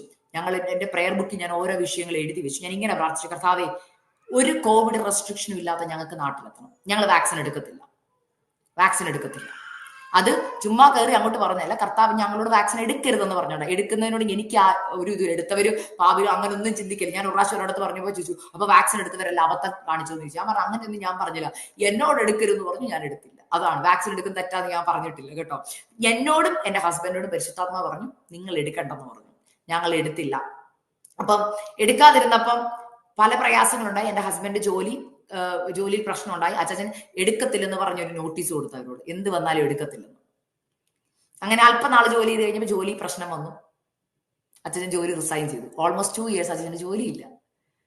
ആ സമയത്താണ് കർത്താവിന്റെ പ്രൊഫഷൻസ് ഞങ്ങൾ അറിഞ്ഞത്. ഞാൻ ജോലി ചെയ്യുന്നില്ല ഓൾറെഡി. നിങ്ങൾക്കൊക്കെ അറിയാം, വിദേശത്ത് 2 പേര് ജോലി ഇല്ലാത്ത അവസ്ഥ എന്തെന്ന് നിങ്ങൾക്ക് ഇമാജിൻ ചെയ്യാൻ പറ്റുമോ? ഞങ്ങൾക്ക് 2 കുഞ്ഞുങ്ങളുണ്ട്. എന്നാൽ ഏറ്റവും അധികം ദൈവത്തിന്റെ കരം കണ്ടത് ആ 2 വർഷം. ഓരോ ദിവസവും ഞങ്ങളോട് ആൾക്കാർ ചോദിക്കുന്നുണ്ട്, നിങ്ങൾ എങ്ങനെ നിങ്ങളുടെ കാര്യങ്ങൾ നടക്കുന്നത്? ദൈവം അത്ഭുതകരമായി ഞങ്ങളെ നടത്തി, മിറാക്കുലസ് വേസ്. ഓരോ ദിവസവും ഞാൻ ചിന്തിക്കുമ്പോൾ എങ്ങനെ ഇതൊക്കെ നടന്നെന്ന് ചിന്തിക്കും. പക്ഷെ വലിയ കാര്യങ്ങളെ കർത്താവ് ഞങ്ങളുടെ ജീവിതത്തിൽ ചെയ്തത്. അങ്ങനെ ഇരിക്കുന്ന സമയത്ത് ഈ നാട്ടിൽ പോകുന്ന കാര്യം വന്ന് ഞങ്ങൾ 7 ദിവസം, നവംബർ 14 തൊട്ട് 2022 നവംബർ 14 തൊട്ട് 21 വരെ 22 വരെയുള്ള ദിവസങ്ങൾ ഞങ്ങൾ ഉപവസിച്ച് പ്രാർത്ഥിച്ചു. ഉപവാസം കഴിഞ്ഞിട്ട് ഞാൻ ഇങ്ങനെ പ്രാർത്ഥിച്ചു, കർത്താവെ ഞങ്ങൾക്ക് നാട്ടിൽ പോകണമെങ്കിൽ അങ്ങ് പറഞ്ഞ് പോകുന്നു, ഞാൻ വിശ്വസിക്കുന്നു, ഞാൻ അപ്പനുമായിട്ട് ഏകീഭവിക്കും, അതായത് കർത്താവുമായിട്ടുള്ള ഇഷ്ടത്തിന് അങ്ങ് വിടാന്ന് പറഞ്ഞു. മിനിസ്ട്രിക്ക് വേണ്ടി വിടുമെന്നാ പറഞ്ഞത്. ഞാൻ പോകാം, അങ്ങ് അയച്ചാ പോവാം. അതിനായി ഞാൻ എന്നെ സമർപ്പിക്കുന്നു, എന്റെ കുടുംബത്തെ സമർപ്പിക്കുന്നു. ഒറ്റ കാര്യം കർത്താവ് പറഞ്ഞു, വിശ്വാസത്തെ ടിക്കറ്റ് ബുക്ക് ചെയ്യേ. എന്റെ ഹസ്ബൻഡ് എന്നോട് ചോദിച്ചു, അക്സ 4 പേരുടെ ടിക്കറ്റ് ബുക്കണം, എത്ര രൂപയാന്ന് അറിയാമല്ലോ. ഇപ്പൊ US നിന്നൊക്കെ UK എന്നൊക്കെ നിങ്ങൾക്കൊക്കെ ഊഹിക്കാം. 4 പേരുടെ ടിക്കറ്റ് ബുക്ക് ചെയ്യുമ്പോൾ ലക്ഷങ്ങളാ. എന്നോട് ചോദിച്ചു, ടിക്കറ്റ് ബുക്ക് ചെയ്താൽ എങ്ങനാ? ഞാൻ വിശ്വാസത്താ ചെയ്യണം. എന്റെ നീതിമാൻ വിശ്വാസത്തെ ജീവിക്കുന്നു. വിശ്വാസം എന്നതിന്റെ ഡെഫിനേഷൻ എന്താണെന്ന് അറിയാമോ? ആശിക്കുന്നതിന്റെ ഉറപ്പ്, കാണാത്ത കാര്യത്തിന്റെ നിശ്ചയം. നാട്ടിൽ 1-ാം തീയതി എത്തൂ എന്ന് പറഞ്ഞാൽ വിശ്വാസത്തോടെ ടിക്കറ്റ് എടുക്കുന്നതാണ് ആദ്യത്തെ ഉറപ്പ്. വിശ്വാസത്തോടെ ടിക്കറ്റ് എടുത്തു. വിശ്വാസത്തോടെ പിള്ളേർക്ക് വിസയുടെ കാര്യങ്ങൾ ചെയ്തു. 2 കുഞ്ഞുങ്ങൾക്കും ഇന്ത്യൻ വിസിറ്റിംഗ് വിസ എടുത്തു, എല്ലാം എടുത്തു, പാസ്പോർട്ട് എടുത്തു, എല്ലാ കാര്യങ്ങളും ഞങ്ങൾ റെഡിയാക്കി. ടിക്കറ്റും എടുത്തു. ടിക്കറ്റുമായിട്ട് ഞാൻ പ്രയർ റൂമിൽ വന്നു. പ്രാർത്ഥനാ ബുക്കിന്റെ മേളിൽ വെച്ചു. അപ്പ ഞങ്ങൾ 1-ാം തീയതി നാട്ടിലെത്തുന്നതിനായി സ്തോത്രം. ഞാൻ വിശ്വാസത്തെ എല്ലാവർക്കും ഡേറ്റ് കൊടുത്തു. മീറ്റിങ്ങിന് ചെയ്യാനുള്ള എല്ലാ ഡേറ്റും കൊടുത്തു. എല്ലാവരോടും ഞാൻ പറഞ്ഞു ഞങ്ങൾ 1-ാം തീയതി നാട്ടിൽ വരും. വിശ്വാസം പറയാൻ തുടങ്ങി, പ്രാർത്ഥിക്കാൻ തുടങ്ങി. പക്ഷേ എന്റെ ഹസ്ബൻഡ് എന്നോട് ചോദിച്ചു, അക്സ പക്ഷെ അമേരിക്കയുടെ റൂള് മാറിയിട്ടില്ല. ഞങ്ങൾക്ക് 3 രാജ്യം കടക്കണം. അതായത് അമേരിക്കയിൽ നിന്ന് ഞങ്ങൾക്ക് UAE വരണം. ദുബായിയുടെ നിയമം മാറണം. ദുബായിയുടെ നിയമം മാറിയാലേ ഇന്ത്യയിൽ എത്താൻ പറ്റത്തുള്ളൂ. പ്രാർത്ഥിച്ചുകൊണ്ടിരുന്നു. നവംബർ 21-ാം തീയതി ഞായറാഴ്ച എന്റെ ഫാസ്റ്റിംഗ് കഴിഞ്ഞു. ഞാൻ വീട്ടിലിരിക്കുക ഉച്ചയ്ക്ക്. എന്റെ ഹസ്ബൻഡ് ജസ്റ്റ് വണ്ടിയായിട്ട് ഒന്ന് പുറത്തോട്ട് പോയി. അന്ന് വൈകുന്നേരം എന്നെ കാണാൻ ഞങ്ങളുടെ ചർച്ചിൽ ഒരു സിസ്റ്റർ ഒരു മോളും കൂടെ വന്നു കുറച്ചു നേരം പ്രാർത്ഥിക്കാൻ. ഞാൻ അവരുമായിട്ട് ഇങ്ങനെ ഡൈനിങ് ടേബിളിൽ ഇങ്ങനെ ഞങ്ങൾ തമ്മിൽ സംസാരിച്ചു. ഇതെനിക്കറിയത്തില്ല ഇതെന്തിന് എന്നോട് പരിശുദ്ധാത്മ ഇപ്പൊ ഫോഴ്സ് ചെയ്യുന്നു പറയുന്നത് ആരോടാന്ന് എനിക്കറിയത്തില്ല. പക്ഷെ പരിശുദ്ധാത്മ വ്യക്തമായിട്ട് പറയും ചില നിയമങ്ങളെ ദൈവം നിനക്ക് വേണ്ടി മാറ്റാൻ പോവാ. എന്തെന്ന് എനിക്കറിയത്തില്ല, ആരോടെന്ന് അറിയത്തില്ല. പക്ഷെ പരിശുദ്ധാത്മ പറയുന്നത് കൊണ്ട് ഞാൻ പറയും നിങ്ങളുടെ വിശ്വാസം വർദ്ധിക്കാൻ. ഞാനും ആ സിസ്റ്ററും തമ്മിൽ ഇങ്ങനെ സംസാരിച്ചുകൊണ്ടിരിക്കുമ്പോൾ എന്റെ ഫോണിലേക്ക് എനിക്കൊരു മെസ്സേജ് വരും. ഒക്ലഹോമ പ്രെയർ ലൈൻ എന്ന് പറഞ്ഞൊരു പ്രെയർ ലൈൻ ഉണ്ട്. പ്രെയർ ലൈനകത്ത് ഇങ്ങനെ എന്തെങ്കിലുമൊക്കെ ന്യൂസ് അപ്ഡേഷൻ വരുമ്പോൾ വരും. ഞാൻ നോക്കിയപ്പോൾ അതിനകത്തേക്ക് ഒരു ന്യൂസ് വരിക, ഇന്ത്യ എയർ സുവിധ എടുത്തു മാറ്റി. അപ്പൊ ഞാൻ പെട്ടെന്ന് ഷോക്കായി പോയി. ഇന്ത്യ എയർ സുവിധ എടുത്തു മാറ്റിയോ? ഇപ്പൊ എയർ സുവിധ എന്ന് പറഞ്ഞൊരു ഫോം വേണം. എല്ലാരും ഞങ്ങളോട് പറയുന്നുണ്ട് ആ ഫോം മേടിക്കണം. ഞങ്ങൾ നവംബർ 28-ാം തീയതി ടിക്കറ്റ് ബുക്ക് ചെയ്തിരിക്കുന്നത്. മനസ്സിലായി, 2 ദിവസം എത്തും നാട്ടിലെത്താൻ. നവംബർ 28 ഞങ്ങൾ 30-ാം തീയതി നാട്ടിലെത്തും. മനസ്സിലായോ? 31 ഡിസംബർ 1-ാം തീയതി വീട്ടിലുണ്ട്. അപ്പോ എയർ സുവിധ എടുത്തു മാറ്റുന്ന പറഞ്ഞപ്പോൾ ഞാൻ കർത്താവ് എന്തു അത്? ഞാൻ വീണ്ടും പോയി ന്യൂസ് നോക്കിയപ്പോൾ ഗൂഗിളിൽ പോയി സെർച്ച് ചെയ്തപ്പോൾ യെസ് ദാറ്റ്സ് ട്രൂ. നവംബർ 22-ാം തീയതി ഇന്ത്യ എയർ സുവിധ. അപ്പൊ there is no rules and regulations for covid. അതായത് അതിന്റെ ഒരു കാര്യം എല്ലാം മാറ്റി. അപ്പൊ എനിക്ക് മനസ്സിലായി എന്റെ ഡെസ്റ്റിനേഷന്റെ നിയമം ദൈവം മാറ്റി. എവിടെയാ ഞാൻ എത്തേണ്ട അവിടെ നിയമം മാറ്റി. എനിക്ക് അപ്പം മനസ്സിലായി തുടങ്ങി കർത്താവ് തന്റെ പ്രവൃത്തി തുടങ്ങി. ഏതാ ഫാസ്റ്റിംഗ് തീരുന്നതിന്റെ അന്ന് 2-ാമത്തെ ദിവസം 22-ാം തീയതി ആയപ്പോ UAE നിയമത്തെ ദൈവം മാറ്റി. 24-ാം തീയതി ആയപ്പോ അമേരിക്കയുടെ നിയമം മാറ്റി. എന്താണെന്നറിയോ? ഒരു റെസ്ട്രിക്ഷനും ഇല്ല, ഒരു ചെക്കിങ്ങും ഇല്ല, മാസ്ക് ഇടണ്ട, ഒന്നും ഇടണ്ട, ഒരു റെസ്ട്രിക്ഷനും വേണ്ട. അവർ വാക്സിൻ ചോദിക്കുന്നില്ല, ഒന്നുമില്ല. എല്ലാവരും നേരത്തെ എങ്ങനെ യാത്ര ചെയ്തോ അതുപോലെ എയർപോർട്ടുകൾ മാറി. ഹല്ലേലൂയ. ഞങ്ങൾ വിശ്വാസത്തോടെ 28-ാം തീയതി എയർപോർട്ടിൽ ചെന്നു. ഒരു റെസ്ട്രിക്ഷനും ഒരു ചെക്കിങ്ങും ഇല്ല, ഒന്നുമില്ല. നാട്ടിൽ നിന്ന് എങ്ങനെ ഞാൻ ഇങ്ങോട്ട് വന്നു അതുപോലെ ഞങ്ങൾ ചെന്നു. നാട്ടിലെത്തി. അതൊരു വലിയ ടെസ്റ്റിമണി ആയിരുന്നു. ഞങ്ങൾ ട്രിവാൻഡ്രത്ത് പരസ്യയോഗം നടത്തിയപ്പോൾ അവിടെ ഞാൻ ഈ ഉറക്കി ടെസ്റ്റിമണി പറഞ്ഞു. ഞങ്ങൾ ഇവിടെ എത്തിയത് വലിയൊരു ടെസ്റ്റിമണിയാണ്. ഞാൻ നാട്ടിൽ ചെന്നപ്പോൾ എല്ലാവരും വാക്സിൻ എടുക്കാതെ വന്നു പറയുമ്പോൾ എല്ലാവർക്കും ഷോക്കാ. ഞാൻ പറഞ്ഞു ദൈവം പറയുന്നത് പോലെ നീ അനുസരിച്ചാൽ, നീ പറയുന്നത് പോലെ ദൈവം ചില ചലനങ്ങൾ ചെയ്യേണ്ടടുത്ത് ചെയ്യും. പക്ഷെ ഇന്ന് ചെയ്യാൻ പറ്റാത്തതിന്റെ കാര്യം നമ്മളും കർത്താവും തമ്മിൽ ഏകീഭവിക്കുന്നത്. കർത്താവ് പറയാ നീ വിശ്വാസത്തോടെ ഇറങ്ങാൻ പറഞ്ഞ പറയും. എന്നാലും എങ്ങനെയാ ടിക്കറ്റ് ബുക്ക് ചെയ്യുന്നത് എന്ന് ചോദിച്ച് ഞാൻ ഇരുന്നിരുന്നെങ്കിലോ? മനസ്സിലായോ? നമ്മളെപ്പോഴും വിശ്വാസത്തെ കുറിച്ച് പറയുന്നവരാ. എന്നെ എപ്പോഴും ഭയപ്പെടുത്തുന്ന ഒരു കാര്യമുണ്ട്. നിങ്ങളൊക്കെ ചിലർ സർജറിക്ക് സിസേറിയൻ ആയിക്കോട്ടെ എന്തിനെങ്കിലും ആയിക്കോട്ടെ, നിങ്ങൾ ഹോസ്പിറ്റലിൽ ചെന്നാൽ ഡെലിവറിക്ക് ആയിക്കോട്ടെ അല്ലെങ്കിൽ സിസേറിയൻ ആയിക്കോട്ടെ അല്ലെങ്കിൽ ഏതെങ്കിലും സർജറിക്ക് ആയിക്കോട്ടെ, നിങ്ങൾ ഇന്ന് വരെ നിങ്ങളെ സർജറി ചെയ്യുന്ന ഡോക്ടറോട് അവരുടെ എക്സ്പീരിയൻസ് ചോദിച്ചിട്ടുണ്ടോ? ഡോക്ടറെ പേരെന്തുവാ, ഏത് കോളേജിലാണ് പഠിച്ചേ, എത്ര പേരുടെ സർജറി ചെയ്ത് സക്സസ് ആയിട്ടുണ്ടോ? ഇന്ന് വരെ ഏതെങ്കിലും പേഷ്യൻസ് ചോദിച്ചിട്ടുണ്ടോ? ചോദിക്കത്തില്ല. കാരണം എന്താണെന്നറിയോ? അവരുടെ ഞാൻ ഓർത്തിട്ടുണ്ട് നമ്മുടെയൊക്കെ ധൈര്യം എന്നത്.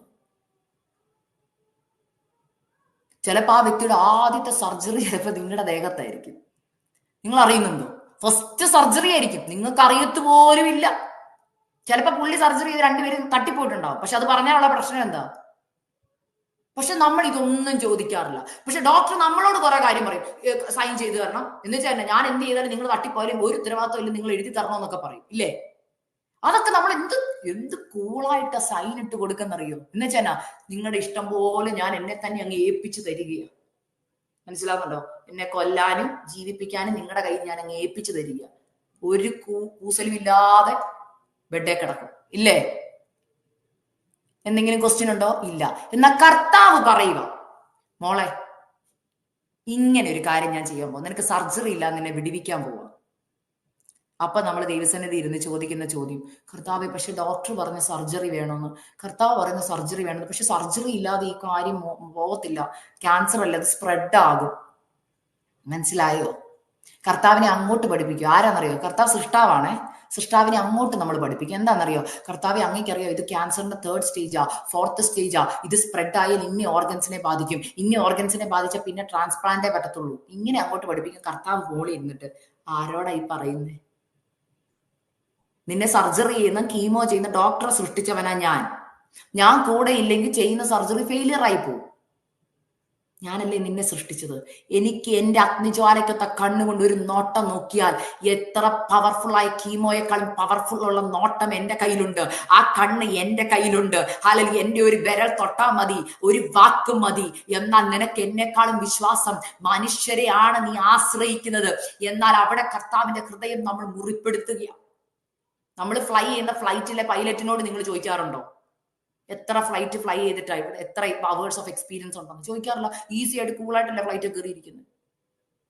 എന്നാ കർത്താവ് പറയാം, നീ ഇറങ്ങിത്തിരിക്കും, ഞാൻ നിന്നെ പുലർത്താന്ന്. കർത്താവ്, അങ്ങേക്ക് ഉറപ്പുണ്ടോ ഞാൻ ഇറങ്ങിയ എന്നെ താഴെ ഇടത്തില്ലല്ലോ അല്ലേ? എന്റെ കർത്താവെ, അങ്ങേക്ക് ഉറപ്പുണ്ടോ ഞാൻ ഇന്ത്യയിൽ എത്തുമെന്ന്? കർത്താവെ കർത്താവെ എന്ന് പറഞ്ഞ് എന്ത് ചോദ്യങ്ങളാണ് നമ്മൾ കർത്താവിനോട് വിളിക്കുന്നത്. പത്രോസ് ചോദിച്ചാൽ, കർത്താവെ നീ ആകുമെങ്കിൽ ഞാൻ വെള്ളത്തിൽ നടക്കാം കേട്ടോ. പത്രോസ്, ഇത്രയും നാൾ നീ എന്റെ കൂടെ അല്ലേ നടന്നത്? ഞാൻ നിനക്ക് അറിയത്തില്ലേ? അറിയാം, പക്ഷെ എന്നാലും വെള്ളത്തിൽ കൂടെ നടക്കുന്നുണ്ട് എനിക്കൊരു ഡൗട്ട്. അതുകൊണ്ട് എനിക്ക് കർത്താവെ നീ ആകുന്നുവെങ്കിൽ. മനസ്സിലായോ? ചിലരോട് കർത്താവ് പറയാ, മനുഷ്യര് പറയുന്നത് എന്തും നമ്മൾ അനുസരിക്കും. എന്നെ അത് പലപ്പോഴും സങ്കടപ്പെടുത്തിയിട്ടുള്ള ഒരു കാര്യം. ഡോക്ടർ 24 മണിക്കൂർ വെള്ളം കുടിക്കാതെ വരണമെന്ന് പറഞ്ഞാൽ നമ്മൾ അനുസരിക്കത്തില്ലേ? ഇല്ലേ സിസ്റ്ററെ പറഞ്ഞേ? അടുത്ത 24 hours വെള്ളം കുടിക്കാതെ വേണം അടുത്ത ചെക്കപ്പിന് വരാൻ പറഞ്ഞാൽ വെള്ളം എടുക്കും. ദാഹിച്ചാൽ പോലൊന്നും തൊടാൻ വേണ്ട. എന്തെങ്കിലും പറ്റിയാലോ, മരിച്ചു പോയാലോ, അല്ലേ? നമ്മൾ ചെയ്യത്തില്ലേ? നമ്മൾ അനുസരിക്കും. ഡോക്ടർ എന്ത് പറഞ്ഞാലും അനുസരിക്കും. തല കീഴായി കിടക്കാൻ പറഞ്ഞാലും നമ്മൾ അനുസരിക്കും. പക്ഷേ ഞാൻ പറഞ്ഞ കേൾക്കണേ, കർത്താവ് പറയാം, മോളെ ഈ വിഷയത്തിന് വേണ്ടി നീ ഉപവസിച്ച് പ്രാർത്ഥിക്കാൻ പറഞ്ഞ. കർത്താവേ എനിക്ക് ഷുഗർ കുറവാ. അയ്യോ ഷുഗർ ഡൗൺ ആവും. രാവിലെ എഴുന്നേറ്റ് എനിക്ക് ബ്രേക്ക്ഫാസ്റ്റ് കഴിച്ചിട്ട് എന്റെ തല കറങ്ങും. അയ്യോ എനിക്ക് ബ്ലഡ് പ്രഷർ ഉള്ള ആളാ. അയ്യോ ഞാൻ തട്ടിപ്പോയി എന്തെടുക്കും? ഞാൻ ആരോടാ പറയുന്നത് എനിക്കറിയത്തില്ല. പരിശുദ്ധാത്മാ പറയുന്നത് ഞാൻ പറയുക. ഉപവസിക്കാൻ പ്രാർത്ഥിക്കാൻ പറഞ്ഞ വിശ്വാസികൾക്ക് ഇന്ന് 10-15 കുറഞ്ഞത് 15 കാരണങ്ങളിലെങ്കിലും പറയാനുണ്ട്. അയ്യോ എനിക്ക് ജോലിക്ക് പോകേണ്ടതാ, എനിക്ക് അങ്ങനെ ലീവ് എടുക്കാൻ പറ്റത്തില്ല, എനിക്ക് ഫാസ്റ്റിംഗ് ഇരിക്കാൻ പറ്റത്തില്ല സിസ്റ്റർ, എനിക്ക് ബ്ലഡ്, ഞാൻ ഇത്ര മരുന്ന് കഴിക്കുന്ന ഒരാളാണ്. ഞാൻ നിങ്ങളുടെ വിശ്വാസം വർദ്ധിപ്പിക്കാൻ ഒരു ടെസ്റ്റിമണി കൂടെ പറഞ്ഞ് നിർത്താം. അത് വേണമെങ്കിൽ ഒന്ന് പോയി യൂട്യൂബിൽ നോക്കിയാൽ നിങ്ങൾക്ക് കാണാൻ കഴിയും. എന്റെ 3ാമത്തെ കുഞ്ഞിന് ഞാൻ പ്രഗ്നന്റ് ആയിരുന്ന സമയത്ത് എന്നോട് കർത്താവ് പറഞ്ഞു, ആദ്യത്തെ 2 പ്രഗ്നൻസി പോലല്ല ഈ പ്രഗ്നൻസി, ഡിഫറെന്റ് ഒരു ജേണി ആയിരിക്കും എന്ന് പറഞ്ഞു. എന്ത് ജേണിയാന്ന് എനിക്കറിയത്തില്ല, ഡിഫറെന്റ് ജേണിയാന്ന് മാത്രമേ പറഞ്ഞുള്ളൂ. പക്ഷെ കയറിയപ്പോ എനിക്ക് മനസ്സിലായി ശരിക്കും ഡിഫറെന്റ് ജേണിയാ. ആദ്യത്തെ 2 പ്രഗ്നൻസിക്കും ഡോക്ടേഴ്സ് ചെക്കപ്പ് ഉണ്ടായിരുന്നു, നല്ല ട്രീറ്റ്മെന്റ്. എന്നാൽ 3ാമത്തെ കുഞ്ഞിനക്ക് പ്രഗ്നന്റ് ആയി തുടങ്ങിയ സമയം തൊട്ട് എനിക്ക് ഒരു ചെക്കപ്പും ഇല്ല, ഒരു ഡോക്ടേഴ്സ് അപ്പോയിന്റ്മെന്റും കിട്ടിയില്ല. ഞാൻ പറഞ്ഞു, ഈ രാജ്യത്ത് ഇത്രയും നിയമം സ്ട്രിക്റ്റ് ആയുള്ള രാജ്യത്തെ കാര്യമാണ് ഞാൻ പറയുന്നത്. കർത്താവ് എന്നോട് പറഞ്ഞു, ഞാൻ അതിനു മുമ്പ് ഒരു മെസ്സേജ് കർത്താവ് എനിക്ക് തന്നായിരുന്നു 3 അമ്മമാരെ കുറിച്ചുള്ള. അതും യൂട്യൂബിൽ കിടപ്പുണ്ട്, ആർക്കെങ്കിലും കേൾക്കണമെങ്കിൽ. വാക്തത്വം പ്രാപിച്ച 3 അമ്മമാരെ കുറിച്ച് അന്ന് ഞാൻ പറഞ്ഞൊരു കാര്യമുണ്ട്. ആ മെസ്സേജ് ആക്ച്വലി എനിക്കുള്ളതായിരുന്നു. പറഞ്ഞ അനേകർ അത് ഏറ്റെടുത്ത്, അനേകർക്ക് വിടുതലായി. പക്ഷെ അത് എന്നോടും കൂടെ ഉള്ളതായിരുന്നു. ആ മെസ്സേജ് പറഞ്ഞ് 2 മാസം കഴിഞ്ഞപ്പോഴാണ് ഞാൻ പ്രഗ്നന്റ് ആവുന്നത്. അപ്പൊ എനിക്ക് മനസ്സിലായി, ഞാൻ എന്ത് പറഞ്ഞോ അത് എന്നെ ഒന്ന് ജേണി കൂടെ കടത്തിവിടുക. പ്രാക്ടിക്കലും കൂടെ വേണമല്ലോ, തിയറി മാത്രം പോരല്ലോ. പക്ഷെ ആ ജേണി കഴിഞ്ഞപ്പോ എനിക്കൊരു കാര്യം മനസ്സിലായി, എന്റെ അപ്പൻ എന്ത് പറഞ്ഞാലും ചെയ്യുന്നത് വിടുതലായിരിക്കും. അത് മനുഷ്യർ പറയുന്നതിനപ്പുറമായ ഒരു വിടുതല. നിങ്ങൾക്ക് ആർക്കെങ്കിലും കേൾക്കണമെങ്കിൽ യൂട്യൂബിൽ പോയി ആ മെസ്സേജ് അടിച്ചു കൊടുത്ത്, ഞാൻ അധരങ്ങളുടെ ഫലം സൃഷ്ടിക്കുമെന്നൊരു മെസ്സേജ് ഉണ്ട്, നിങ്ങൾ പോയി കേൾക്കണം. അതിനകത്ത് എന്റെ ടെസ്റ്റിമണി പറഞ്ഞു. എന്നാലും ചുരുക്കി ഞാൻ ഒരു വാക്ക് പറയാം.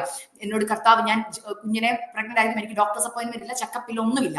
എന്നാൽ 4ാം മാസം കഴിഞ്ഞപ്പോൾ എനിക്ക് അതിശക്തമായ ശ്വാസമുട്ടൽ വന്നു. ശക്തമായ ശ്വാസമുട്ടല്, ചുമ്മാ ശ്വാസമുട്ടലില്ല, ഓക്സിജൻ കിട്ടാതെ ഞാൻ സ്ട്രഗിൾ ചെയ്യുക. എന്റെ കൈയും കാലും ഒക്കെ മരവിക്കും, കൈ നീലയ്ക്കാൻ തുടങ്ങും, ഓക്സിജൻ കിട്ടുന്നില്ല. പക്ഷെ പെട്ടെന്ന് എനിക്ക് പെട്ടെന്ന് 911 വിളിച്ച് ഹോസ്പിറ്റലിൽ പോകണമെന്നുണ്ട്. എന്നാൽ പരിശുദ്ധാത്മാ ഉള്ളി പറയും, പെട്ടെന്ന് വിലക്കിയിട്ട് പറയും, പോകരുത്, ഇത് വാക്തത്വ തലമുറയാ, ഇതിനെ നീ വില കൊടുത്ത് മേടിക്കണമെന്ന് പറഞ്ഞു. എന്തോ ആ വിലയെന്ന് എനിക്കറിയത്തില്ല. പക്ഷെ കർത്താവ് പറഞ്ഞു, ഈ തലമുറ ഞാൻ നിനക്ക് വെറുതെ തരത്തില്ല. നീ പ്രസംഗിച്ചത് എന്താന്ന് നിനക്കറിയാമോ? ഞാൻ നിനക്ക് തന്ന ദൂത് എന്താണെന്നറിയാമോ? മറിയ വില കൊടുത്തൊരു യേശുവിനെ നേടി, എലിസബത്ത് വില കൊടുത്തൊരു യോഹന്നാൻ സ്നാപകനെ നേടി, യോക്കെബേദ് വില കൊടുത്ത ഒരു മോശയെ നേടിയതുപോലെ ഈ കാലഘട്ടത്തിന് വേണ്ടി ഞാൻ നിനക്ക് ഒരു വാക്തത്വ പുത്രനെ തരണമെങ്കിൽ നീ വില കൊടുക്കണമെന്ന് പറഞ്ഞു. എനിക്കറിയത്തില്ല എന്ത് ചെയ്യണമെന്ന്. എന്നാൽ അന്ന് ദൈവം തന്ന ദൂത് ഇതാണ്, നീ ഇന്ന് തൊട്ട് ഉപവസിക്കാൻ തുടങ്ങണമെന്ന് പറഞ്ഞു. ഒന്നാമതേ എനിക്ക് ലോ പ്രഷർ ഉള്ള ആളാണ്, blood pressure, low blood sugar. ഉപവസിക്കാൻ പറഞ്ഞപ്പോ ഞാൻ, കർത്താവേ പ്രഗ്നന്റ് ആയിരിക്കും ഉപവസിക്കാനൊക്കെ കർത്താവ് പറയുമോ? നല്ലതായിട്ട് 2 പേർക്കുള്ളത് കഴിക്കണമെന്ന് പറഞ്ഞല്ലേ നമ്മളൊക്കെ കഴിക്കുന്നത്. ആദ്യത്തെ 2 അങ്ങനെ കഴിച്ചതാ, 2 പേർക്കുള്ളത് കഴിക്കണമെന്നും പറഞ്ഞു. അപ്പൊ ഇത് ഒരാൾക്ക് പോലുള്ളത് കഴിക്കുന്നില്ല. അപ്പൊ കർത്താവ് എന്നോട് പറഞ്ഞു, വ്യക്തമായിട്ട് പറഞ്ഞു, ഉപവസിക്കണം, ഉപവസിക്കണം. ഇത് കേട്ടോണ്ടിരിക്കാം. നാട്ടിൽ നിന്ന് എന്റെ മമ്മി വിളിച്ചിട്ട് പറഞ്ഞു ഉപവസിക്കണം. അപ്പൊ എനിക്ക് കൺഫർമേഷൻ ആയി. ആരോടും പറഞ്ഞില്ല, കാരണം ആൾക്കാരോട് പറഞ്ഞ ആൾക്കാർ പറയും ഇതൊന്ന് നമ്മളെ ആൾക്കാർ എന്ന് പറയുന്ന വാക്കുകൾ ഇതൊക്കെ ബുദ്ധി കുഞ്ഞുങ്ങളാവരുത്, കർത്താവ് അങ്ങനെയൊന്നും പറയത്തില്ല, ബൈബിളിൽ ഒരു ഗർഭിണികൾ ഉപവസിച്ചിട്ടില്ല, ഇതൊക്കെയാണ് നമ്മൾ പറഞ്ഞത്. പക്ഷെ കർത്താവ് ചിലത് ചെയ്യാൻ പറഞ്ഞത്, കർത്താവ് പറഞ്ഞതെല്ലാം എക്സ്ട്രാ ഓർഡിനറി കാര്യങ്ങളാണ് ബൈബിളിൽ, ഇല്ലേ? അതെ, ഇന്നും കർത്താവ് പറയും, പക്ഷെ അനുസരിക്കുന്നവരോടെ പറയത്തുള്ളൂ. ഞാൻ പറയുന്ന കേൾക്കണേ. അങ്ങനെ അനുസരിച്ചാൽ എക്സ്ട്രാ ഓർഡിനറി. എനിക്കറിയാം സമയം പോയി, ഞാൻ പെട്ടെന്ന് വൈൻഡപ്പ് ചെയ്യുക. പരിശുദ്ധാത്മാ വ്യക്തമായിട്ട് എന്നോട് പറഞ്ഞൊരു കാര്യം ഞാൻ പറഞ്ഞു.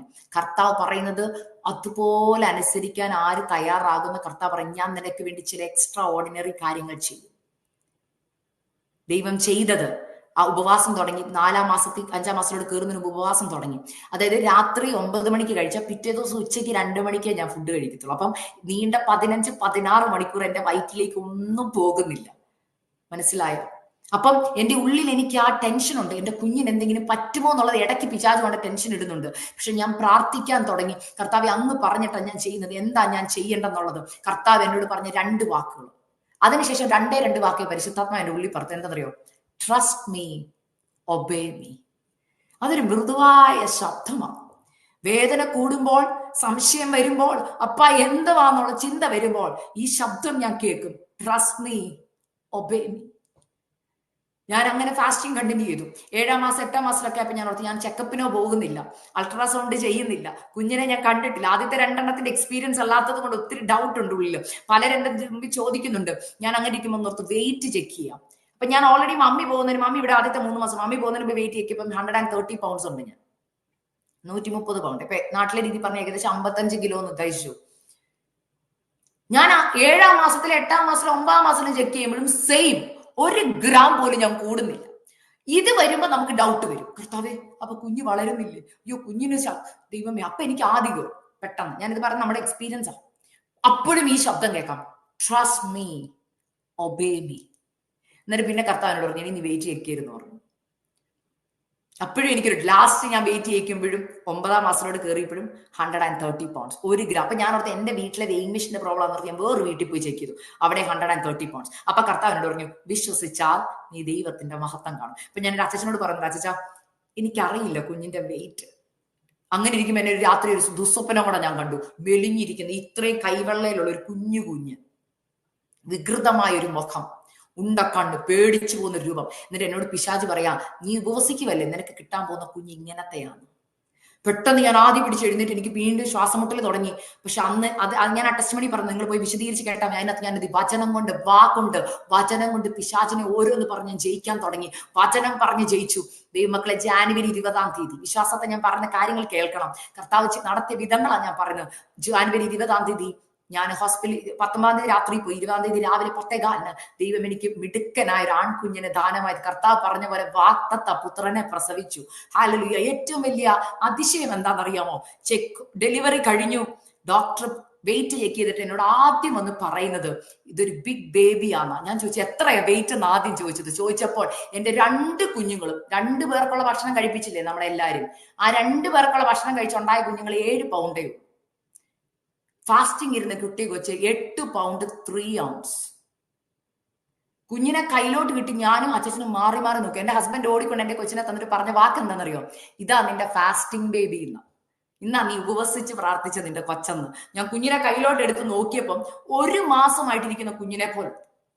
ഇന്ന് ഞാൻ അവന്റെ മുഖം കാണുമ്പോൾ അതിശയത്തോടെ നോക്കുന്നു. എല്ലാ ദിവസവും അവനെ കാണുമ്പോൾ ഞാൻ പറയും, കർത്താവേ ഇതൊരു അത്ഭുത ശിശുവാണ്. എന്റെ ചുറ്റുമുള്ള എല്ലാവരും അത് പറയുന്നുണ്ട്, ഞങ്ങളുടെ പാസ്റ്റർ ഉൾപ്പെടെ, സഭ ഉൾപ്പെടെ എല്ലാവരും പറയുന്ന ഒരു കാര്യം, ഇതൊരു അത്ഭുത ശിശു. കാരണം അവർക്കറിയാം എന്റെ ജേർണി എങ്ങനായിരുന്നെന്ന്. പക്ഷെ ഞാൻ ഒരു കാര്യം, അന്ന് എനിക്കൊരു കാര്യം മനസ്സിലായി, വിശ്വസിച്ചാൽ, കർത്താവ് പറയുന്നത് അതുപോലെ അനുസരിച്ചാൽ, ഡോക്ടർ പറയുന്നത് അനുസരിക്കുന്നതിനേക്കാൾ ഉപരി നിന്റെ സൃഷ്ടാവ് പറയുന്നത് നീ അനുസരിച്ചാൽ, നിനക്ക് കയ്യിൽ ലഭിക്കുന്ന വാഗ്ദത്തമുണ്ടല്ലോ, ചുറ്റുമുള്ളവർക്ക് അത്ഭുതം തോന്നുമാറുള്ളത് നിന്റെ കയ്യിൽ ദൈവം കൊണ്ടുതരും. വേണ്ടത് വിശ്വസിക്കുക. നീ വാ കൊണ്ട് പറയുന്നതും നീ ഹൃദയം കൊണ്ട് ആഗ്രഹിക്കുന്നതും ഒന്ന് തന്നെ ആയിരിക്കുക. മനസ്സിലായോ? 2, ദൈവ മഹത്വത്തിന് വേണ്ടി ചോദിക്കുക. ഇതിനപ്പുറമായതൊന്നും നമുക്ക് പറ്റത്തില്ല. അങ്ങനെ പോയാൽ നാശത്തിലേക്ക് പോകുന്നവരുടെ കൂട്ടത്തിൽ നിങ്ങൾ ആയിപ്പോകും. ആകയാൽ ഈ വചനത്താൽ ദൈവം നിങ്ങളെ അനുഗ്രഹിക്കട്ടെ. എനിക്കറിയാം അല്പസമയം പോയി, പക്ഷെ പരിശുദ്ധാത്മാവ് ഇടയ്ക്ക് ദൂത് തന്നു, ആരോടെന്ന് എനിക്കറിയില്ല. ഞാൻ പറഞ്ഞു, എനിക്കറിയാം നിങ്ങൾ അവിടെ 1 മണി 2 മണിയൊക്കെ ആയി കാണും, എന്നോട് ദയവായി ക്ഷമിക്കുക. പക്ഷെ ദൂത് ചിലരുടെ അടുക്കിലേക്ക് ആ വചനം ശക്തമായി എത്തിയിട്ടുണ്ടെന്ന് എനിക്കറിയാം. ചിലരത് ഏറ്റെടുത്തിട്ടുണ്ടെന്നുള്ളറിയാം. ചിലരെ ദൈവം ധൈര്യപ്പെടുത്തിയിട്ടുണ്ടെന്ന് എനിക്കറിയാം. ചിലരെ കർത്താവ് തിരുത്തിയിട്ടുണ്ടെന്ന് എനിക്കറിയാം. ആകയാൽ കേട്ട വചനത്തിന് മുമ്പിൽ നിങ്ങളെ തന്നെ സമർപ്പിക്കാൻ ഞാൻ ഒരു വാക്ക് നിങ്ങൾക്ക് വേണ്ടി പ്രാർത്ഥിക്കുന്നു.